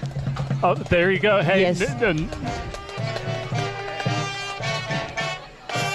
Yes, and on the Creekbank, which is my home, and I've spent a lot of time here over the last 9-10 years, and I've born and raised in Calhoun County, work in Alexandria, but I've been in Ohatchee for more than 9 years now, so this is home for me, and no better place to kick it off than right here on the Creekbank. And I tell you what, this is one of our favorite places among a lot of environments that we get to go to. So it's been, I think, a couple years since we were last here at the Creekbank, and certainly happy to be back here again. How much do you enjoy the high school football scene, though, of being able to come out and enjoy nights like this, especially to open the season? I love high school football. I enjoy watching the band, the cheerleaders, the football players, all of them, being part of behind the scenes and seeing all the work that goes into it, and then be able to come out here on Friday nights and just see all of it pull together and watch the performance. It's really amazing. Let me get that button on. There we go. Shirley, talk a little bit about what the probate judge actually does in every county in Alabama. So, probate judge handles adoptions, guardianships, conservatorships, estate administrations. They're responsible for recordings such as UCCs, real property deeds, personal property, eminent domains, commitment hearings. And I know I'm missing some others. You have to, when someone gets married, their marriage license has to be recorded in the probate court. The judge oversees the indexing and the recording of those documents. And also the judge is in charge of the elections in our county and has to oversee that. And that's a really important role that a lot of people don't realize. But judge will enter orders that are enforceable. And, those orders are based on the facts of the case and applying the law to the facts. Well, in your opinion, I mean, obviously you think you're the best person for the job, and we understand that. But what do you think it takes to be a great probate judge in a community? It takes a lot of grit, a lot of compassion, patience, understanding, creativity. When you have situations that come in, cases that are brought before you, you try to be fair and impartial and make rulings that are fair, but at the same time you have to apply the law to the facts. And excuse me, I'm sorry. It's a very important position because our judge enters orders, and those orders are enforceable. And so you need to, as in my position, I've practiced in the probate court for 14 years, and in all of the areas there, I've done a lot of adoption work. I've also practiced in other areas of the law. Excuse me, I'm sorry. And anyway, I have extensive experience in that. I also prepare a lot of wills, advance directives, powers of attorneys, all of those things that eventually could end up in probate courts. But it's very important because the judge needs to understand the laws. And then the Supreme Court, the Court of Civil Appeals, they render opinions every week. And those opinions come out, and those opinions, their rulings could affect the current law. It could change, and that's just something that happens on a weekly basis, which is why they call it the practice of law, because we're constantly practicing and constantly learning. But having that ability to understand that and to be able to break down case law and apply that case law and uphold that and continue on is very important. One other thing I want to ask you about before we turn you loose here at halftime. There's been a lot of discussion across the country about elections and what's right and what's wrong. And obviously the probate judge, as you mentioned earlier, has to oversee the elections in our county. To me, that seems to be maybe more important than it's ever been in making a choice. Absolutely. And the probate judge works very closely with our sheriff, which is currently Matthew Wade, Sheriff Wade, and they work together very closely. And during the election, Judge Martin, who's our current probate judge, she works tirelessly, nonstop, just to ensure that everything is, all the I's are dotted and all the T's are crossed and everything's set up exactly like it should be, and that there are no mistakes, because in an election we have zero room for mistakes. And so it's very important to pay attention to detail and know that you're dotting every I and crossing every T. And it takes someone who's willing to persevere through those tough times. And in my history, my personal history, as well as my professional history, I have a proven history of being able to overcome adversities and continue trading forward through those. Shirley, tell everybody a little bit about election dates and when they're going to have to go to the polls to make this choice. The primary is March 5, 2024. We are accustomed to May and June, but that is not the situation this time. So the primary will be March 5 of 2024. The general election will be in November of 2024. And by the way, tell us whether your social medias or your website, where we can find out more about you. I have Elect Shirley Millwood for Probate Judge Facebook page. Of course, my personal Facebook page, Shirley A. Millwood. It's linked to that as well. I have an Instagram page, Elect Shirley Millwood. And then I also have a LinkedIn page, and we're getting ready to post all of those and get a QR code out so that people can scan the QR code and be able to go straight to those websites. Shirley, we appreciate you joining us, and good luck on the campaign trail. Thank you so much. I appreciate it. That's Shirley Millwood, a candidate for Calhoun County Probate Judge, joining us here at halftime as our halftime coverage presented by the Calhoun County Commission, as they encourage you to find out what Calhoun County has to offer. At halftime, it is Ohatchee 14 and Sachs 8. We'll have more coverage here from the Creekbank on the FNN High School Football Game of the Week after this. The Calhoun County Commission, made up of Fred Wilson, Danny Shears, Carolyn Henderson, Terry Howell, and Lee Patterson, ask you to take a look at what Calhoun County has to offer. Our beautiful parks, neighborhoods, recreational facilities, historic sites, and museums. Our citizens enjoy a high quality of life and strongly support the arts. If you're considering expanding or starting a new business, take a look at Calhoun County. You'll be glad you did. Your neighborhood Grub Mart is your one-stop shop for everything you need when you're on the go. Grub Mart features the best prices on Coke and Pepsi products and is the home to the 99-cent bag of ice every day. And Grub Mart is your exclusive home for the popcorn bucket. Purchase yours for only $5.99, then bring it for free refills throughout the year. And save every day with your Grub Mart Super Saver Card. When you're on the go, it's good to know Grub Mart has everything you need. Gas, diesel, and delicious Oleo donuts. In business over 78 years, visit your local Grub Mart today.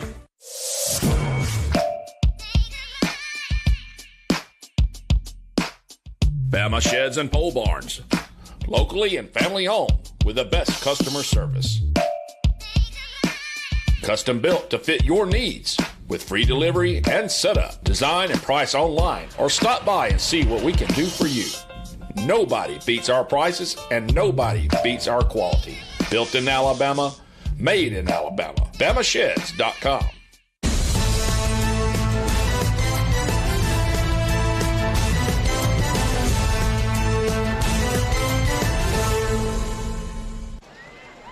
The Calhoun County Commission presents our halftime coverage here at the FNN High School Football Game of the Week.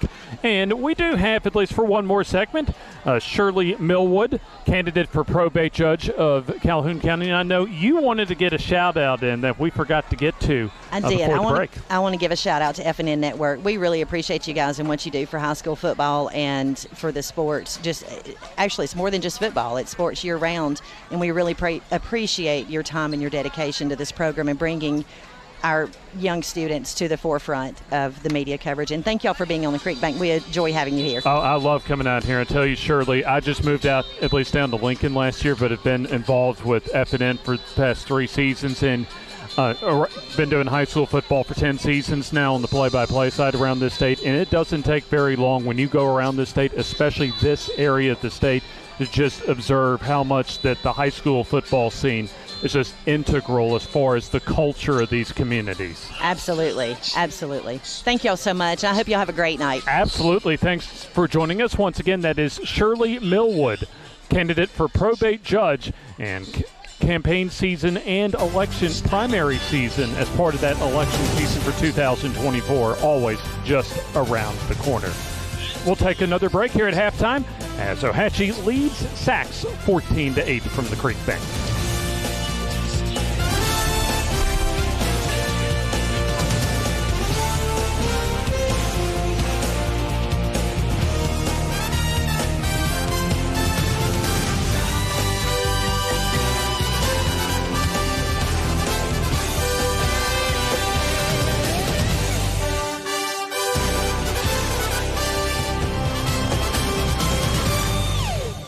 Griffin Laser Engraving in Lincoln is your authorized local dealer for personalized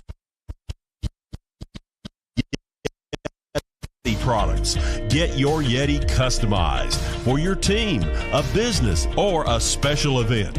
Your color, graphics, even photos. At Griffin Laser Engraving, we make it the way you want it. Order just one or hundreds, and you'll find a full line of Yeti coolers and accessories on hand, even the hard-to-find items. Nationally recognized, but right here at home in Lincoln for quality awards, trophies, powder coating, and personalized Yeti items, Griffin Laser Engraving.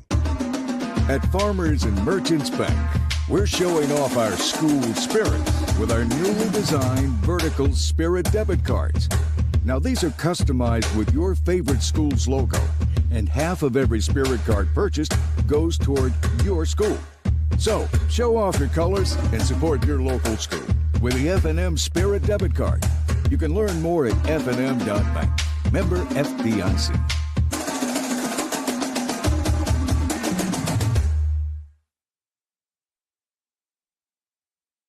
Your neighborhood Grub Mart is your one-stop shop for everything you need when you're on the go. Grub Mart features the best prices on Coke and Pepsi products and is the home to the 99-cent bag of ice every day. And Grub Mart is your exclusive home for the popcorn bucket. Purchase yours for only $5.99, then bring it for free refills throughout the year. And save every day with your Grub Mart Super Saver card. When you're on the go, it's good to know Grub Mart has everything you need. Gas, diesel, and delicious Oleo donuts. In business over 78 years, visit your local Grub Mart today.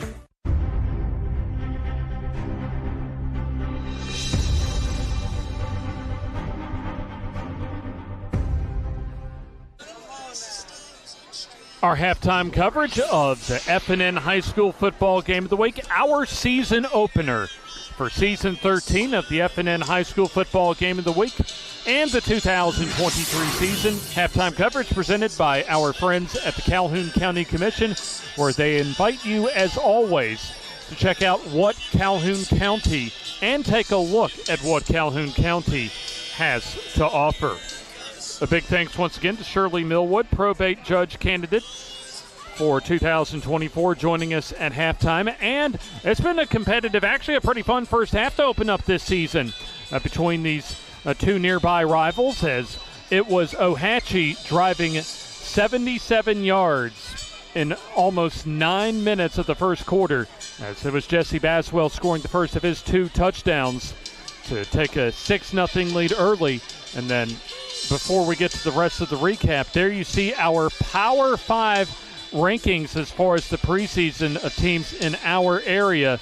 And Cherokee County, that had a breakthrough 2022 season, making it all the way to the 4A state championship game at the top of our FNN Power 5 rankings to begin the year.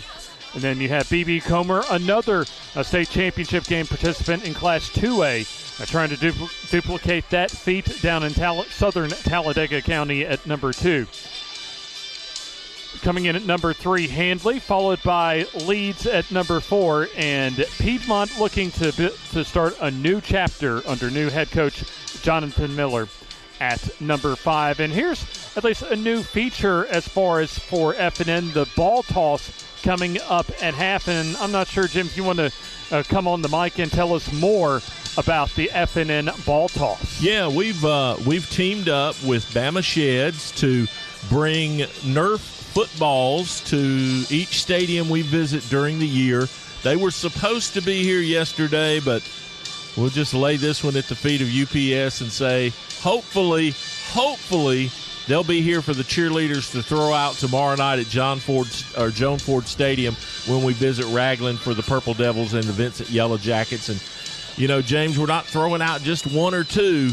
We are going to bombard the home side with ball toss footballs, courtesy of our friends at Bama Sheds, who invite you to visit their website. You can build them online. They come to your home and build them. There you see the telephone numbers, the website information. You can actually design the thing yourself online. Very, very nice. So also this week, as part of our season opening coverage of the FNN High School Football Game of the Week, not only Part 1 tonight, Part 2 tomorrow, as there you see what we will be offering you tomorrow, a replay of our game tonight at 1:30 tomorrow, and then our inaugural edition for the season of the FNN Coaches Show from Strutt's Wings in Oxford a little before 5, and then live at 6:30 from Joan Ford Stadium over at Ragland High School, at least just a little bit off of the campus of Ragland High School, as they'll host the Vincent Yellow Jackets to open up their 2023 campaign. Yeah, and then right after the game tomorrow night, James, the season opening edition of the Bucks Island High School Scoreboard Show here on FNN, as we'll join the Alabama High School Network Scoreboard Show for their program, which will have a lot of information for you, and of course scores and coaches interviews and all that kind of good stuff. And then of course we want to invite everybody to come out and join us, you know, for that tomorrow night after the game on your way home or whatever.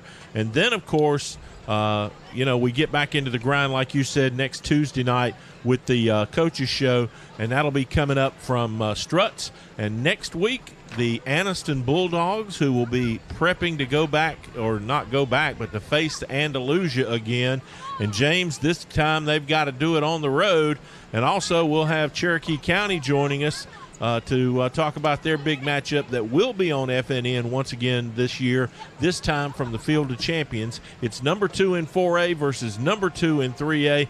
The Bulldogs, the Piedmont, and the Cherokee County Warriors, and Coach Jacob Kelly and the kids will join us coming up next Tuesday. I tell you what, Jacob Kelly, to me, especially just observing him the last couple of years, but last year to me, one of the rising coaching stars, not only in our area, but in the entire state of Alabama, regardless of classification.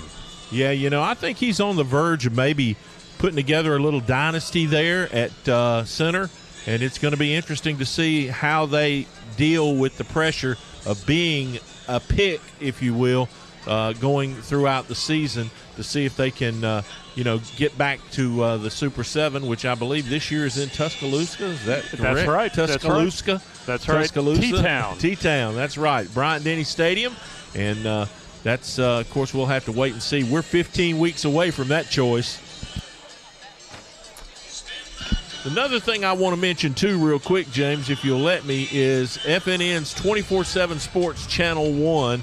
It is your home for local high school sports. Now, not only is this stream on there tonight, but throughout the day, throughout the week, all the time, 24/7, there's some kind of FNN sporting event or content available on the channel. So all you have to do is log in to Roku or Amazon Fire, or if you've got Apple TV, watch it on your big screen. I've got an 85-inch in the living room at the house that you saw the other day, James, and this thing looks great in high definition on that TV. So we want to invite everybody to not just watch us when we're live, but watch us when we've got other stuff going on. We're adding content almost on a weekly basis right now. There you go. Sounds exciting as far as the ever-evolving nature of FNN. Let's go ahead and also one more look at what we have for you tomorrow as far as our first Friday night game of the season tomorrow night over at Ragland. Once again, the Calhoun County Commission presents to you our halftime coverage. We're about to begin the second half, and we'll step aside very briefly, take our final halftime timeout, and begin the third quarter after this. Your neighborhood Grub Mart is your one-stop shop for everything you need when you're on the go. Grub Mart features the best prices on Coke and Pepsi products and is the home to the 99-cent bag of ice every day. And Grub Mart is your exclusive home for the popcorn bucket. Purchase yours for only $5.99, then bring it for free refills throughout the year. And save every day with your Grub Mart Super Saver card. When you're on the go, it's good to know Grub Mart has everything you need. Gas, diesel, and delicious Oleo donuts. In business over 78 years, visit your local Grub Mart today.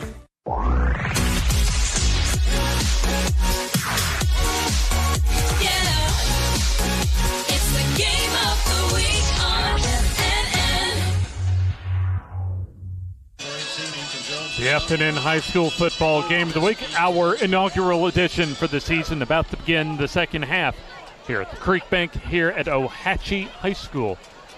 As it'll be Ethan Jones for Ohatchee getting set to kick off to begin this second half.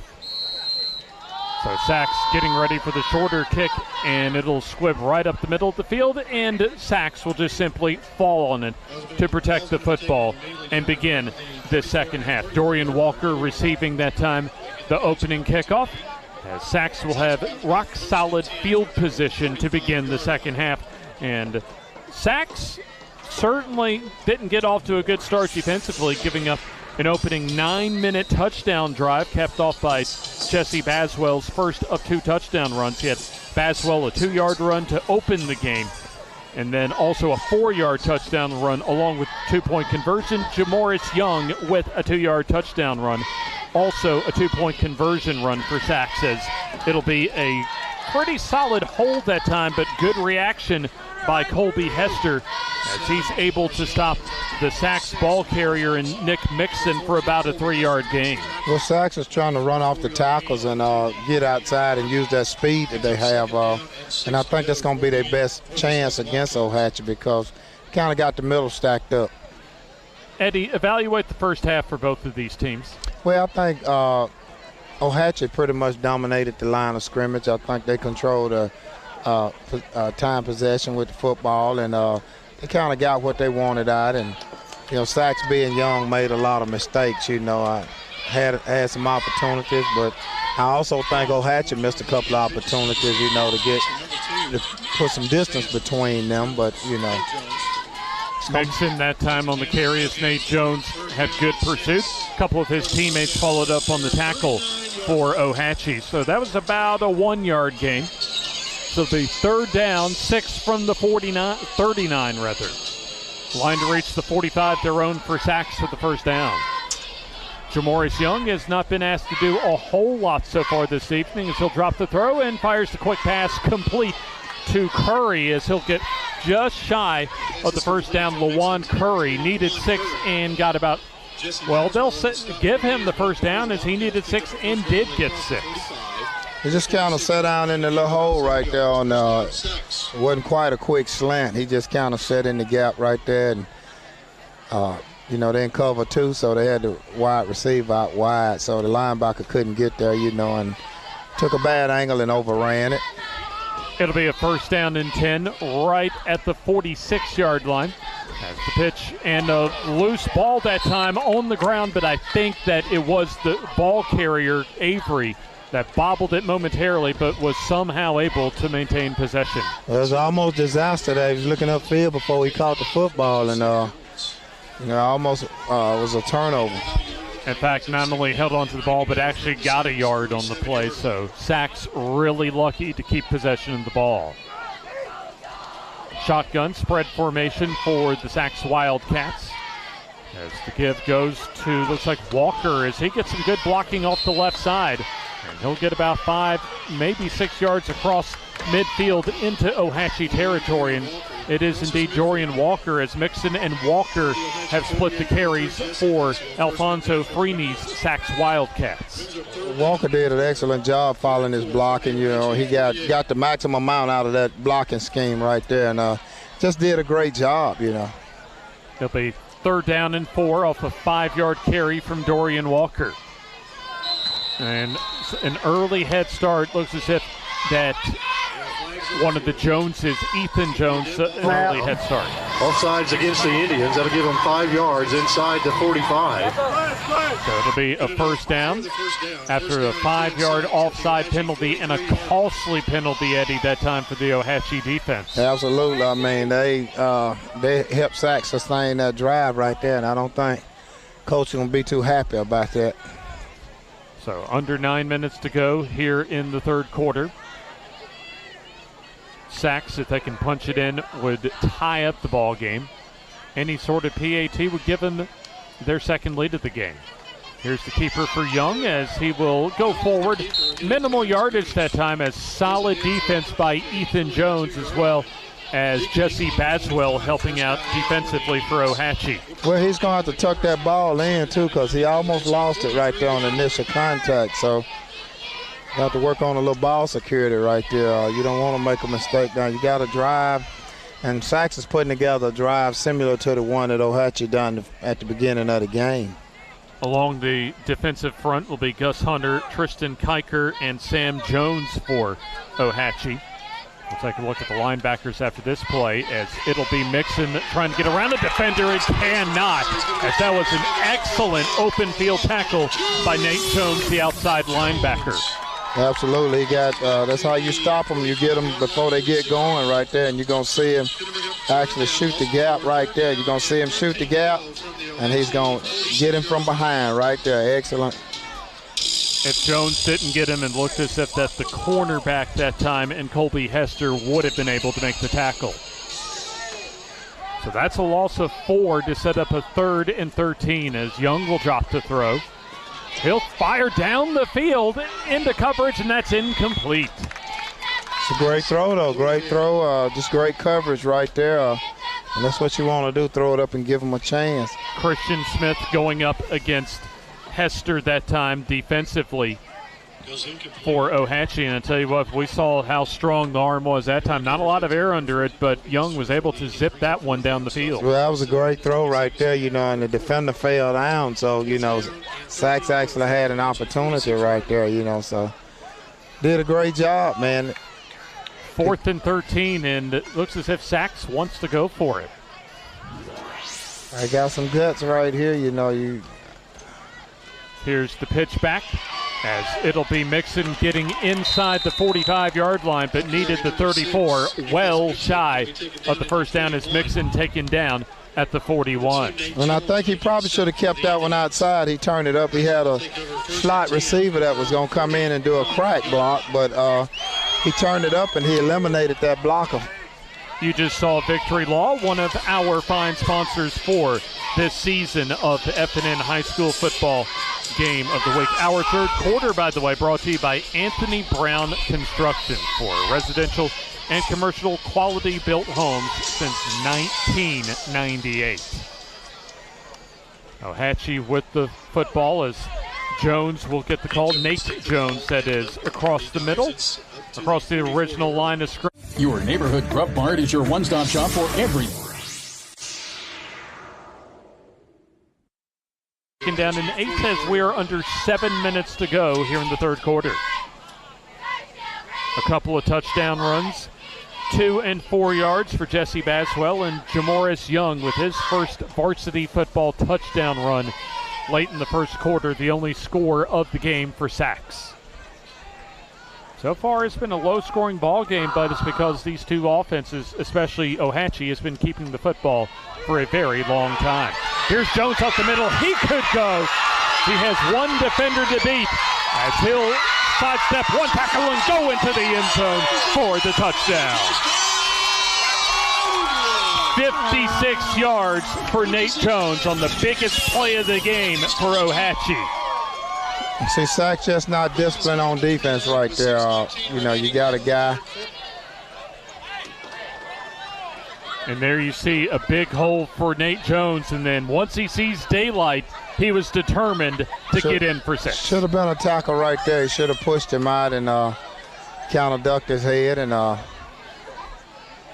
it almost looked as if that Sachs defender took a bad angle also at Nate Jones along the sideline. PAT attempt coming up. Looks like a two-pointer coming up. At least a two-point conversion try as Baswell trying to come off the right side, cuts it up the field, and fighting toward the goal line and not in. So the two-point conversion just shy. No good for Ohatchee. We'll take the timeout.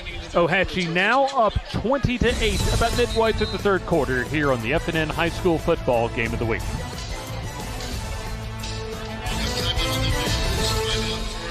Your neighborhood Grub Mart is your one-stop shop for everything you need when you're on the go. Grub Mart features the best prices on Coke and Pepsi products and is the home to the 99-cent bag of ice every day. And Grub Mart is your exclusive home for the popcorn bucket. Purchase yours for only $5.99, then bring it for free refills throughout the year. And save every day with your Grub Mart Super Saver card. When you're on the go, it's good to know Grub Mart has everything you need. Gas, diesel, and delicious Oleo donuts. In business over 78 years, visit your local Grub Mart today.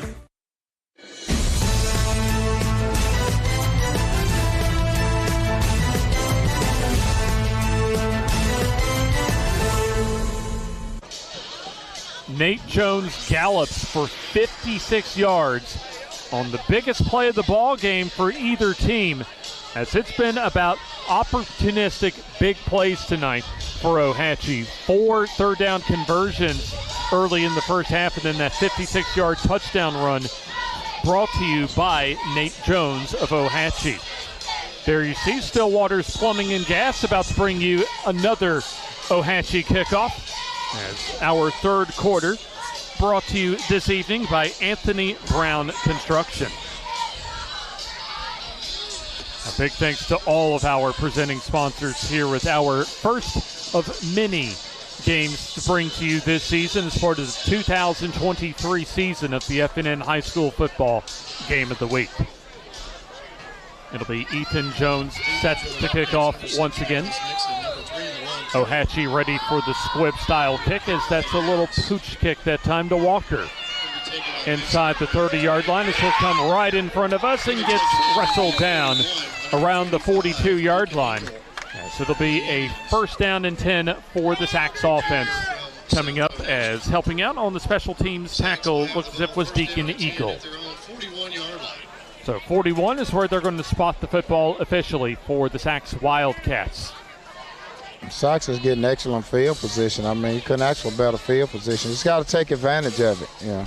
Now, the first time they got the ball after that 9-minute opening touchdown drive for Ohatchee, Sachs was able to drive right down the field 57 yards in just 4 plays. Right. So let's see if Sachs, which they really could use an answer offensively, let's see if they can do so here.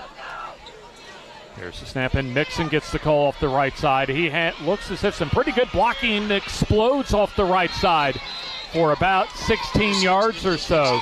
And that's going to move the chains for the first down. This kid is running that football. He's very explosive. I tell you what, Eddie, I was really impressed with that run by Mixon. As it looked as if he was just waiting for that hole developed, and when he did, he exploded through it. So first down as the ball moved from the Sachs 41 to the Ohatchee 42, so that's a gain of 17. Shotgun for Young as he'll play action, looks and throws, and that looks like deflected and incomplete. Out of bounds at the far boundary, so that's going to stop the clock with under 6 minutes left in the third quarter. Still anybody's ball game, but this is a big drive coming up right now for the Sachs Wildcats offense. And I think that's an example right there, being a freshman. He took the underneath throw, but, if we had replay, you could see he had a receiver back behind him that was wide open. He would have walked in the end zone, and he didn't go through all his progressions. Here's Young shotgun, and the give looks like it's going to be to the wide receiver in Curry as he gets wrapped up and wrestled behind for about a 4-yard loss. So the tackle that time for the Ohatchee Indians defense by Kenyon Cox. So you got penetration on the left side, and you just can't have that much inconsistency. If you got a blitzer coming, you gotta gap down. You gotta protect the gap and give up the outside. You don't give up the inside. Let them come right up, because you'll never get to the outside like that. 3rd and 16 as Young rolls, throws, and that is incomplete. Nowhere near his intended receiver, as it looked as if actually that Nate Jones was the closest to the ball for Ohatchee. So fourth down. I think we've only seen one punt in this ball game, Eddie. Right. It's a 4th down, and you would think a punting situation, but it appears that the Sachs offense is going to remain on the field. Alfonso Freeney thinking that nothing to lose tonight on the road as 4th down snap under pressure is Young as he'll tuck it and run as he'll get upfield and about 6 yards shy of the first down as he's upended inside the 40 at the 38-yard line. So it'll be a turnover on downs, Eddie. Well, that was a pretty good run right there based on, what he had. He'd have been a little bit more elusive. One more step, he probably would have got a first down, but it's a pretty good run, for a freshman, and it's not a bad decision right there. So around the 5-minute mark left in the third quarter as the Sachs defense now needing to come up with a stop as Ohatchee's offense comes on to the field with a 2-score lead. Here's the shotgun snap, and it'll be Hester getting the underneath give, but just as he was getting the give, it was Tyler Rucker coming in to make the tackle as he was ready for that counter give. Absolutely. They got penetration, and that's what you want. You want to take that play, and, it's designed to go up in behind the tackle, between the tackle and guard, and then bounce, but you want to kind of get that play stopped before it gets started. You just saw Anthony Brown Construction, our presenting sponsor for the third quarter of action tonight. We'll be at Joan Ford Stadium tomorrow for our first Friday night game of the season. It'll be Ragland and Vincent, but still at least a quarter and a half to go here at the Creekbank as it'll be the give off the left side, and nothing doing that time for Folsom as he gets his first carry of the night. Maybe lucky to get back to the line of scrimmage. In fact, lost about a yard. Sachs has excellent speed and pursuit to the ball. It's got to be a little bit more technique sound, and I think that's where Ohatchee gets them at, is they're a little bit more technique sound and a little bit more discipline about doing their assignments and what they have to do. Folsom out, Baswell back in for the Indians of Ohatchee. It'll be 3rd down, and we'll call it 10. Line to reach the 48-yard line as we'll have a stoppage in play, and looks as if a timeout called for by Chris Findley of Ohatchee. We'll take the timeout with him. 3:20 left in the third quarter. Ohatchee 20 and Sachs 8 on the FNN High School Football Game of the Week.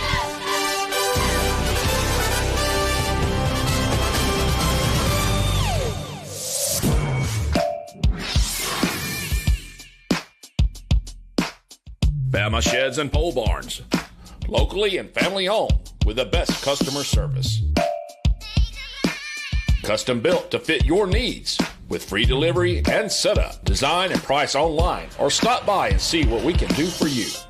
Nobody beats our prices and nobody beats our quality. Built in Alabama, made in Alabama. BamaSheds.com.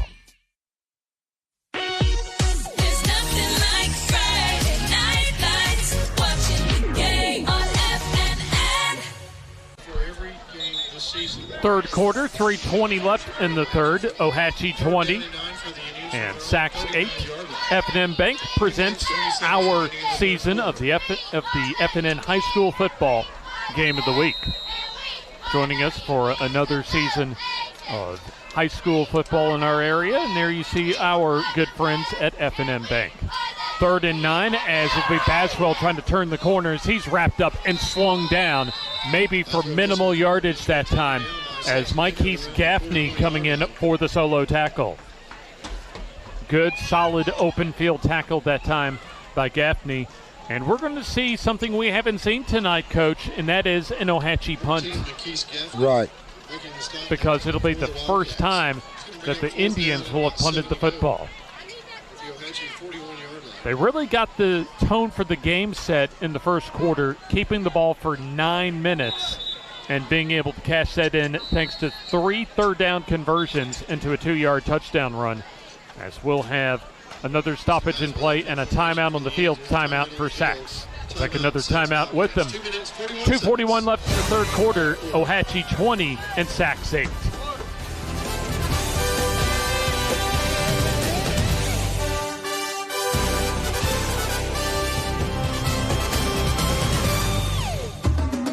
At Farmers and Merchants Bank, we're showing off our school spirit with our newly designed vertical Spirit debit cards. Now, these are customized with your favorite school's logo, and half of every Spirit card purchased goes toward your school. So, show off your colors and support your local school with the FNM Spirit debit card. You can learn more at fnm.bank. Member FDIC.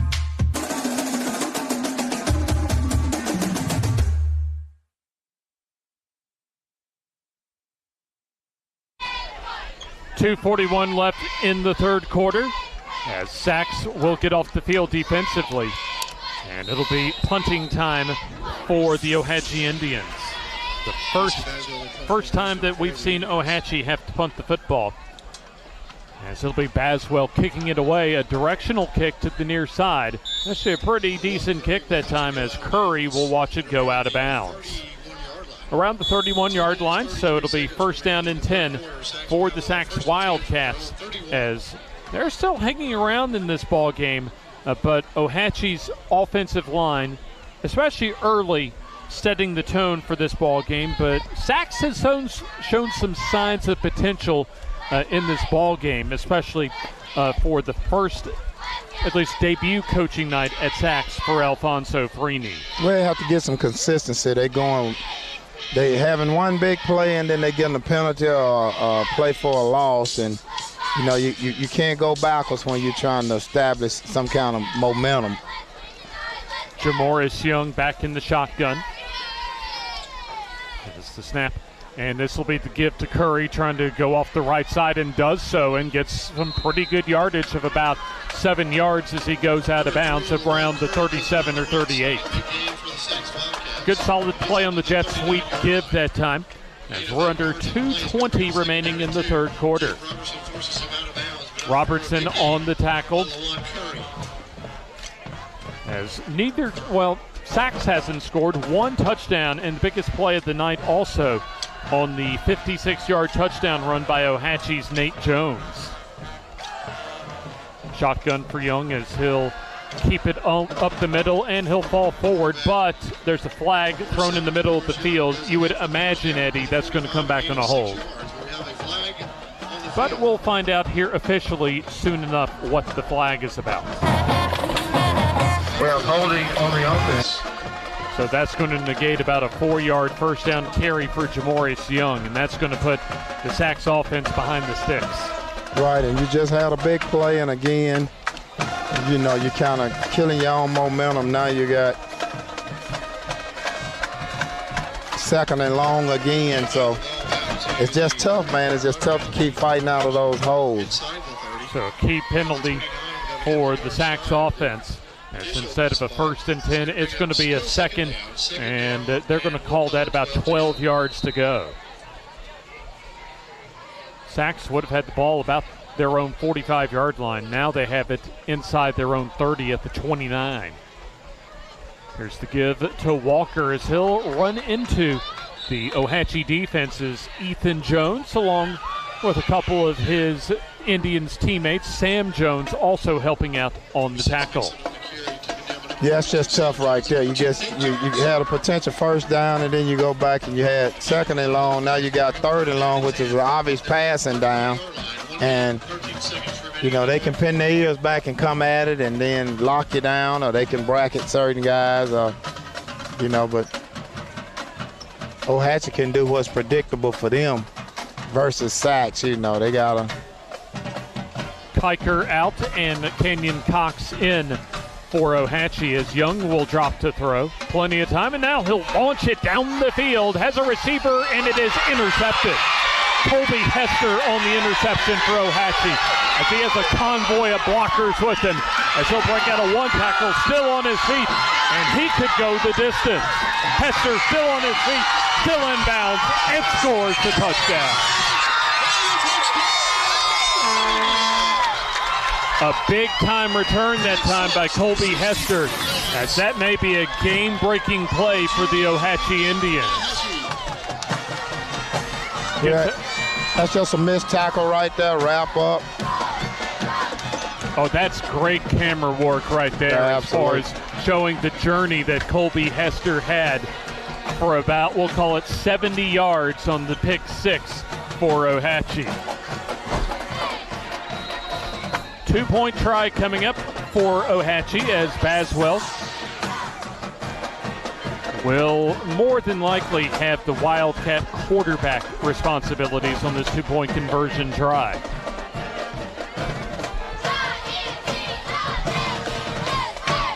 So 2 touchdowns this quarter for Ohatchee after leading 14-8 at halftime, as we're well under a minute basically at the closing moments of the 3rd quarter.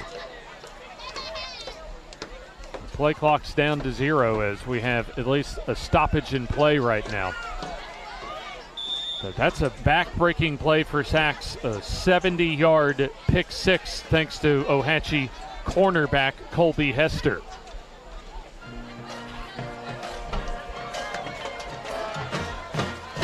So looks as if they'll now get the 2-point conversion try, as a delay of game, by the way, marks it back 5 yards. So Ohatchee has missed 1 extra point, kick that is, and then split their 2-point conversion tries. Play clock already under 10. And Ohatchee just getting set up. Play clock down to 2. Man in motion as they do get the snap off. As Robertson will roll and gets surrounded and falls down as the 2-point conversion try. No good. So we'll take the timeout.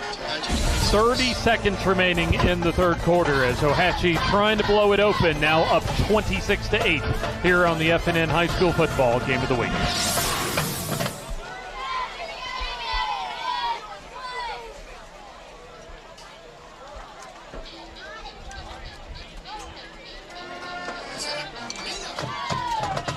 Advantage Tire and Alignment on Highway 202 in Anniston is so much more than just a new tire and rim shop. There's not enough time in this ad to tell you all the many things they can do to help keep your car in tip-top shape.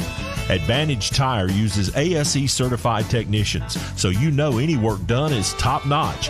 Bottom line, if it needs repaired or replaced, they can probably do the job and save you money. And when it comes time for new or used tires and rims, Advantage Tire and Alignment prices just can't be beat. Stop in and see Bruce and the crew today. Advantage Tire and Alignment.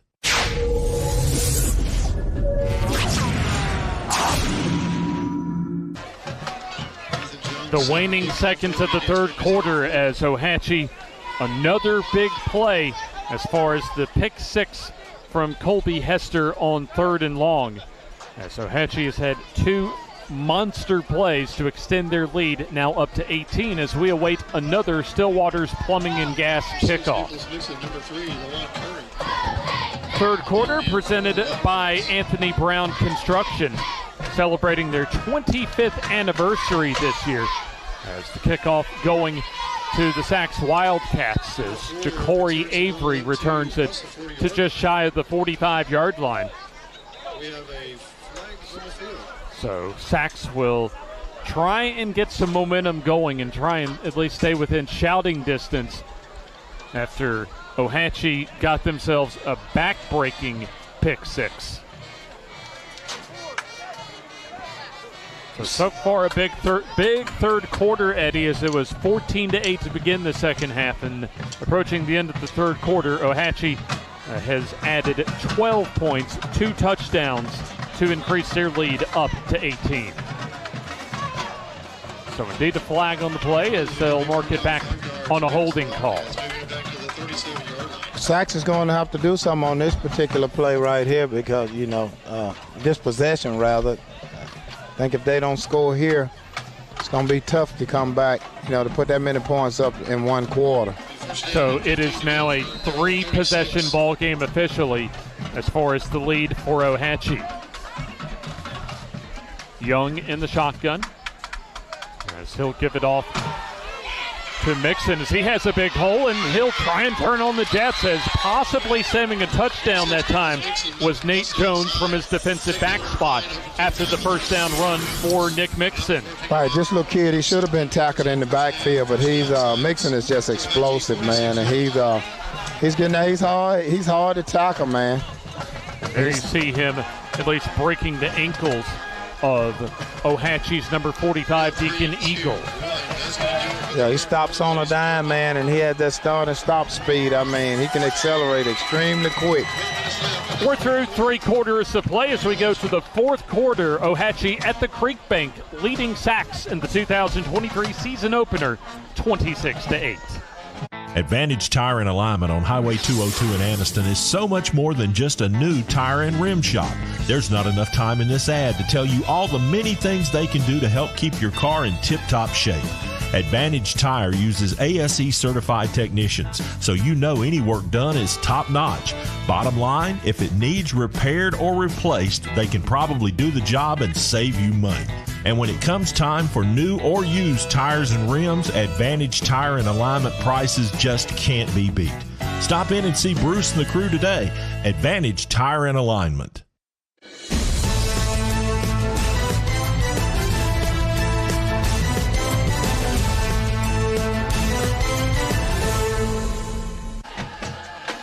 Three quarters in the books, the fourth quarter coming up here on the FNN High School Football Game of the Week. The debut game for the 2023 season for our 13th season of the best of high school football coverage in our area. Infinity Boat Docks present to you the fourth quarter here on the FNN High School Football Game of the Week. Mixon once again getting the call, and he's not going to get a whole lot that time. It'll be Tristan Kike. The Calhoun County Commission made up. Freshman should have pulled and kept it because the defensive end at the top side, he crashed down, and that should be your read. If he crashed down, you want to pull it. It's been a fairly quickly played ball game so far tonight, but with the humidity, just seeing one of the parents during the break bringing a jar of pickle juice over to the Ohatchee bench to make sure that the players get a little TLC tonight. Here's the snap, and the keeper for Jamoris Young as he'll get some decent yardage across the Ohatchee 45 to the 43-yard line. Once again, our fourth quarter brought to you by our friends at Infinity Boat Docks. Call them for all your boat or shoreline needs for boat docks and renovations, boat lifts, pile drivings, among many things that they provide. Just underway in the fourth quarter, third down and about 7 as the tunnel screen pass is complete, and looks like a big play coming up for Sachs as they get the first down on 3rd down and 7 on one of their longest, in fact, maybe indeed the longest pass play of the night as LaJuan Curry on the reception. Absolutely. It's a great call right there. You know, you got a little pressure. I don't think they sold it enough. They probably should have. I don't think the guys are carrying out fakes like they should, but one good thing is Sachs is sustaining the drive, like they had before. So they kind of taking care of the football right now. And, Mixon on the carry as Ethan Jones helping out on the tackle. LaJuan Curry's reception of 15 yards on 3rd and 7, by the way, for the first down. Our season of the FNN High School Football Game of the Week presented by one of our longtime friends in the Grub Mart, the longtime home as well for the 99-cent bag of ice. As here's the snap and the quick throw to Curry that's incomplete. Had him wide open, he just overthrew it. But before that, there was a flag on the play. So a flag at the near side of the field, and we'll find out who it's on. A little shift against the offense. So illegal tips will move it back 5 yards. As the Ohatchee Indians looking to what they hope is a celebration night as they're now up by 3 scores and the clock right now to their advantage. Jesse Baswell with a couple of touchdown runs. Also the big plays, the 56-yard touchdown scamper for Nate Jones and a 70-yard pick 6 by Colby Hester. Young will drop, throws over the middle and incomplete. Intended receiver that time was LaJuan Curry as he had good coverage against him.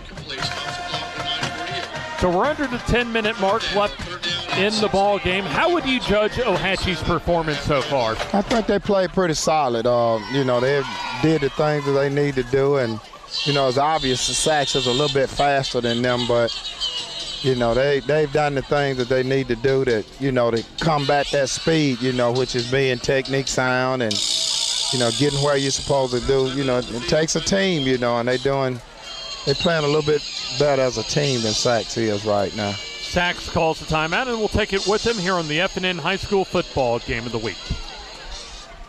Advantage Tire and Alignment on Highway 202 in Anniston is so much more than just a new tire and rim shop. There's not enough time in this ad to tell you all the many things they can do to help keep your car in tip-top shape. Advantage Tire uses ASE certified technicians, so any work done is top-notch. Bottom line, if it needs repaired or replaced, they can probably do the job and save you money. And when it comes time for new or used tires and rims, Advantage Tire and Alignment prices just can't be beat. Stop in and see Bruce and the crew today. Advantage Tire and Alignment.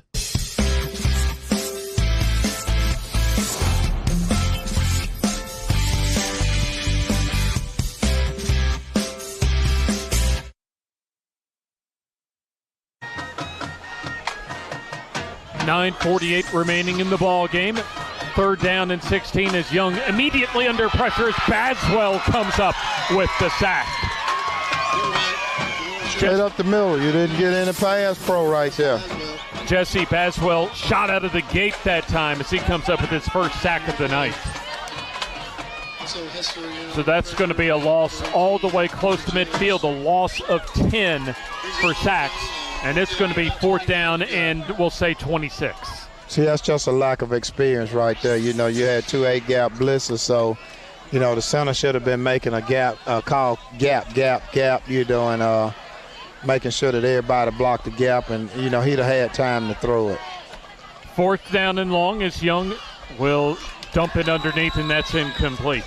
Christian Smith, the intended receiver, as it'll be Sachs turning it over on downs, and Ohatchee will take over around midfield, 1st down and 10. Around the 9-minute mark remaining in our season opener tonight for the 2023 season. So tomorrow we'll have our 2nd game of the week and get our first Friday game of the season underway as Vincent will open the season at Ragland. It's just about a 10-minute drive west of here across the Coosa River. I tell you, I wouldn't have been throwing the Hester side after that pick 6. It'll be 1st down and 10, and I imagine that Ohatchee will just keep it on the ground the rest of the night. It'll be Nate Jones on the carry up the middle, first down and more as he breaks out of the pack, and he could go the distance as he's still on his feet and will score. Touchdown, Ohatchee. Yeah, I think Sachs is just fatigued right now. You're talking about 3 missed tackles right there. You know, it's just a basic inside zone run.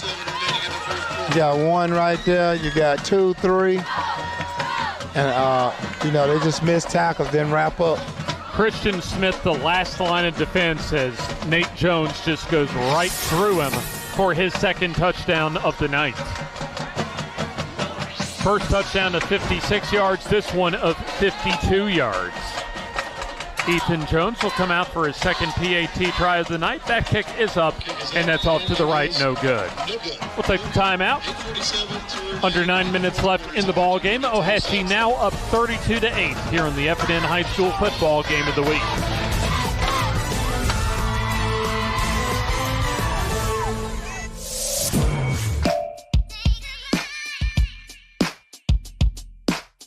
Bama Sheds and Pole Barns. Locally and family owned with the best customer service. Custom built to fit your needs with free delivery and setup. Design and price online or stop by and see what we can do for you. Nobody beats our prices and nobody beats our quality. Built in Alabama, made in Alabama. BamaSheds.com.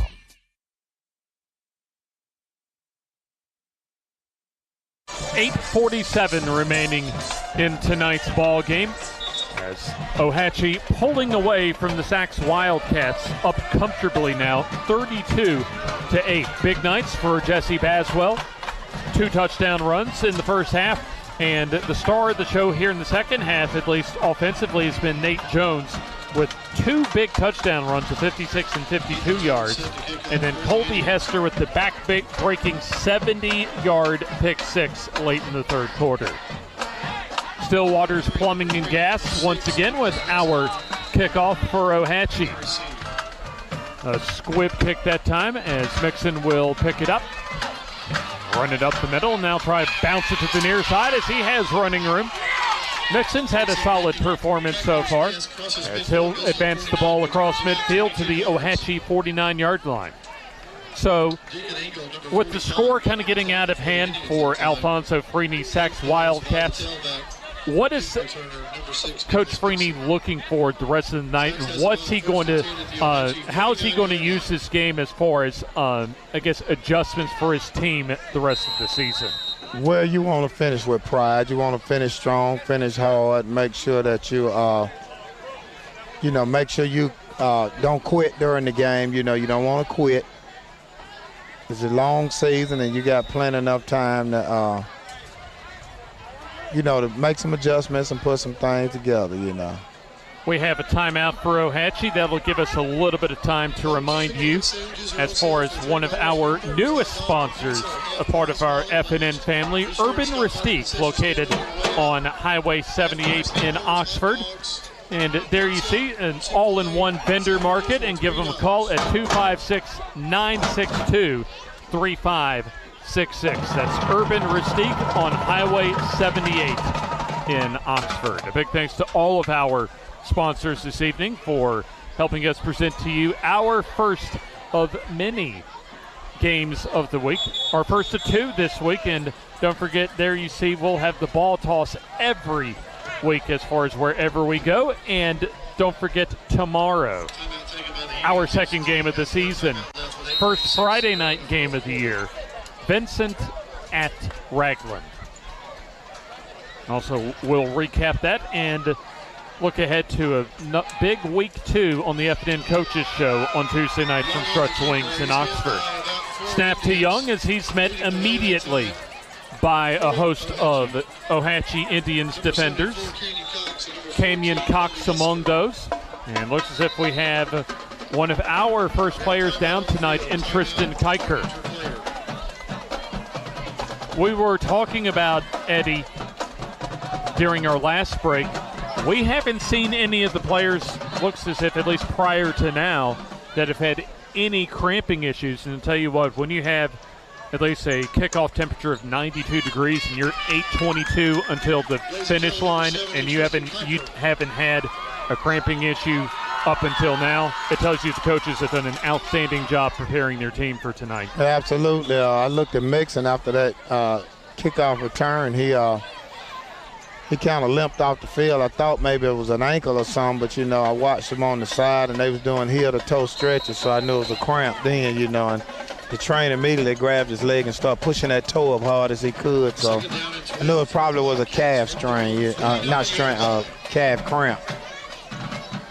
But, yeah, otherwise, most of these, it's been pretty much an injury-free game tonight. A loose ball, mishandled snap, and let's see who has it.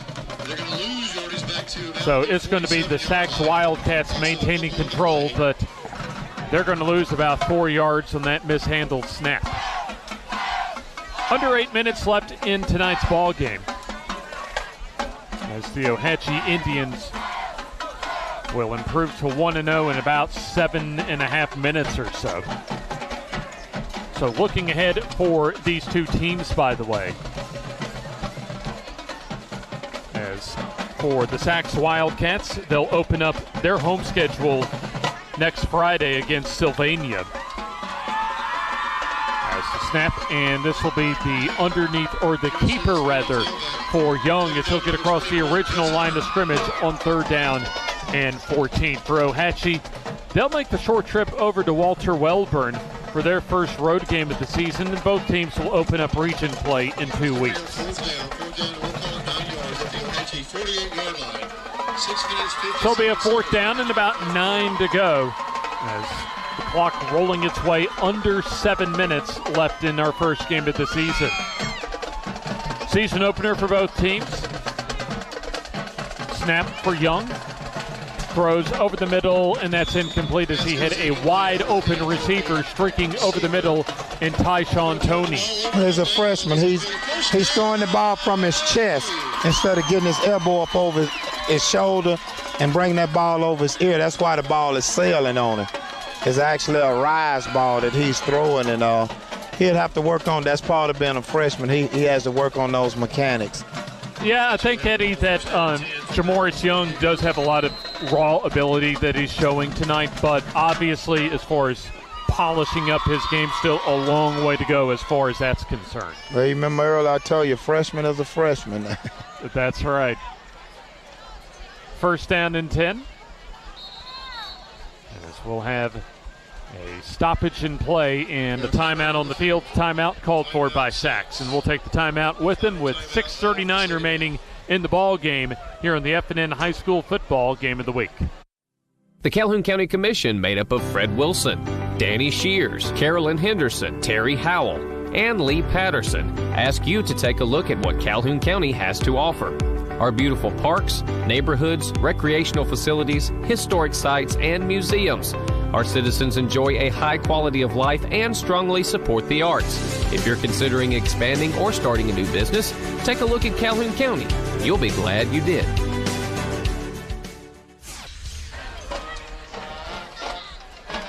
Almost halfway through the 4th quarter, as it is the Sachs Wildcats on the road at Ohatchee, and the Indians of Ohatchee have owned the second half as they led 14-8 at halftime. But they've had 3 big touchdown plays, including a 70-yard pick six late in the 3rd quarter to blow this one open. Here's the stretch give going on the jet sweep to Hester as he'll get wrapped up along the line of scrimmage for no gain. Christian Hall, also Mason Stevens combining on the tackle for Sachs. I think you'll see him run the clock down and, just try to get this one over with, I got a pretty good cushion right there, and defense playing solid. So I think, you don't want to get anybody hurt. You just want to keep the ball down, not try anything fancy. That's why you work on some things in the game, yeah. Infinity Boat Docks bringing you our 4th quarter. Nate Jones off of right guard as he'll try and sidestep toward the far hash mark. And he gets a pretty good gain to the 45-yard line of Sachs. As we go under 6 minutes left in the ball game. So it'll be about 3 yards to go until the first down as we come to our final heat timeout of this Thursday evening. Season opener as Ohatchee leading the Sachs Wildcats 32-8 here in the FNN High School Football Game of the Week.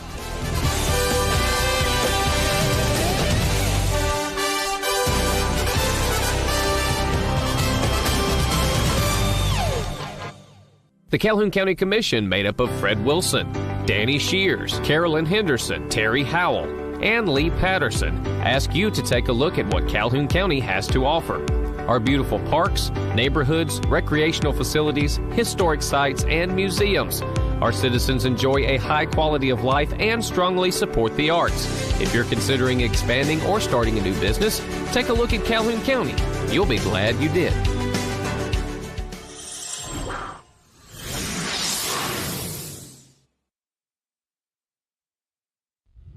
Fourth quarter as we're coming out of the heat timeout here on the FNN High School Football Game of the Week. Under 6 minutes to go until we get to the finish line for tonight's season opener. 3rd down and 3 as Jones on the carry will fight his way and get the first down. Shy of the 40-yard line, around the 41-yard line, needed 3 and got 4 as Ethan Jones set to check in for Ohatchee. I'll tell you what, Ohatchee going to face once again another tough slate for Class 3A Region 6 as you look at their, really in my mind, you look at the first 3 region games. That's kind of a swing portion of the season for them, hosting Westbrook Christian, hosting Sylvania, and then going to Piedmont on September 8th, 15th, and 22nd, respectively. They're definitely going to get a test. 1st down and 10. And they'll get a physical test next week at Walter Welborn as far as their final tune-up prior to region play. Approaching the 5-minute mark left in the ball game. As you have Robertson just milking the clock here. Absolutely. He's going to milk it. That's typical Ohatchee. I thought I would see that, he's going to run it down, snap the ball, and just try to take as much time as they can off, There's the give to Jones as he'll get pile drives into the ground that time by DeLandis Allen, the defensive lineman for Sachs, for about a 1-yard gain. As we go under 5 minutes to go, and it's almost like way back when, Coach, as far as Dean Smith in North Carolina on the basketball court running those 4 corners in the second half. Absolutely. You run that clock down. The clock is your friend. Now you just milk it down, and you got a 40-second play clock, so you want to snap that thing around 2 or 3 seconds, and then, it's early and you're down, so, you're definitely going for it because it's 4-down territory, so. Here's the pitch going to Jones as he'll try and turn the corner, sidesteps a defender, and stays in bounds as he'll gain about another 5 to 6 yards as we approach 4 minutes to go in the ball game. Looking at Sachs as far as the rest of their season, they're hosting Sylvania next week, another Class 3A Region 6 opponent for Sachs in non-region play. And then they'll open their region schedule at Beulah, host Dadeville, and then go at Childersburg on the 8th, 15th, and 22nd. So it'll be an interesting season for the Sachs program to see how this program evolves under Coach Alfonso Freeney. 3.5 minutes to go nearly as Jones gets the carry on 3rd and 3, and he'll have the first down to keep the drive alive.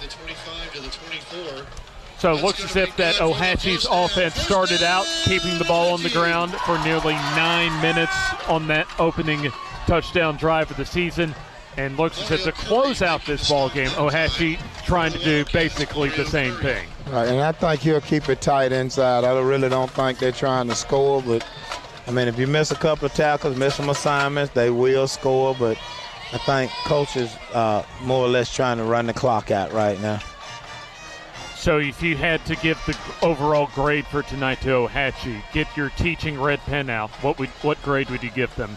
I'd probably give them a B+. They did some things great, but the biggest thing is the penalties. You got to clean up the penalties. I think they probably had a few more penalties than the coach wanted, but, the run game, special teams, done an excellent job, and then, when you add in the kicking game and you add in the penalties, I think it drops it from an A to a B+.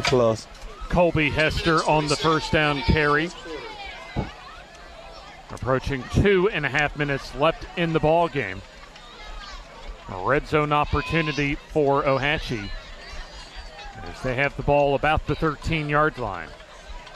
Colby Hester on the last carry, as he'll be Hester getting the underneath carry this time as he'll try and bowl his way to the end zone as he'll get close to the goal line, but a little bit shy of the first down marker around the 4. Making the tackle for the Wildcats. Almost victory formation time coming up. We'll see if Ohatchee maybe has enough time to try and stick it in the end zone one more time. They have more than enough points as far as getting to the finish line for their first victory of the season.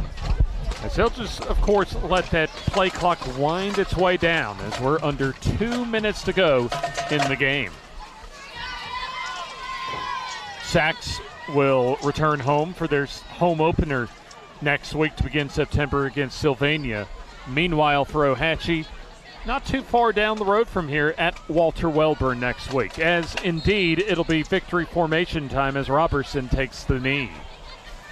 Well, I think Ohatchee think they got enough points right now to advance that 41-15 loss last year, so.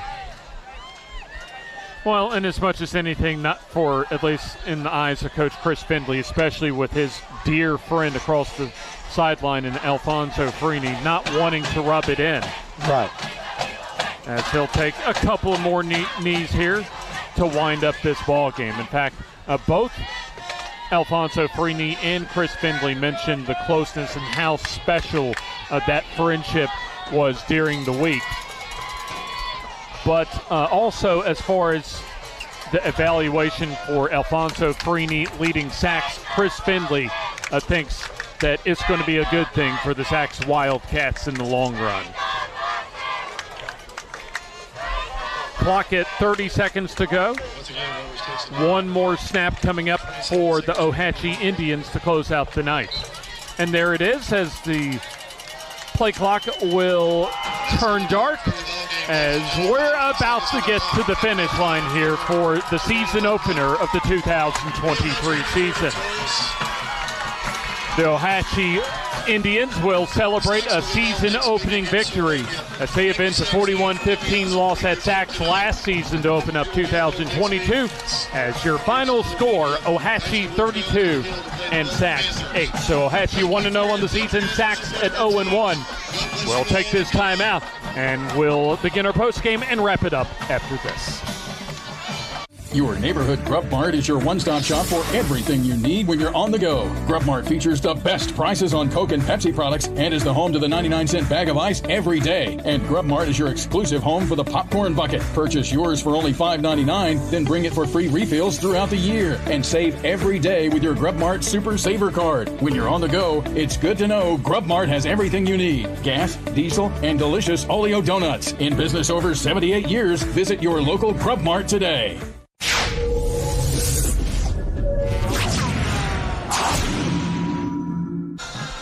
Wrapping this one up from the Creekbank here at Ohatchee High School. Ohatchee 32 and Sachs 8. 2 touchdown runs each for Jesse Baswell and Nate Jones. A 70-yard pick six for Colby Hester.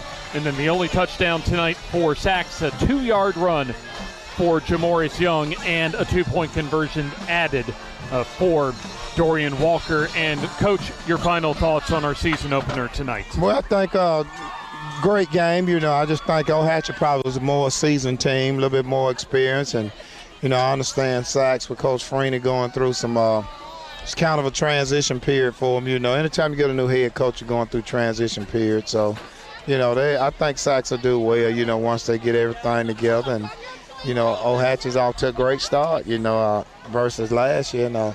Just got to put it together and keep the consistency and momentum. And they got some things that to build on throughout the season. So Ohatchee will now advance their regular season winning streak to 4 games. Here you see all the folks that helped make tonight's game possible. Ohatchee will travel to Walter Wellborn next week. They're 1-0, and Sachs falls to 0-1. They'll host Sylvania next week. Join us tomorrow, 6:30 airtime, 7 o'clock kickoff for our second game of the season. First Friday night game of the year between Vincent and Ragland over at Joan Ford Stadium in Ragland. One more time, your final score, Ohatchee 32 and Sachs 8. So for all of our FNN crew, Jim Jacobs and Coach Eddie Bullock, James Hardy signing off as we appreciate you for joining us tonight here on the FNN High School Football Game of the Week.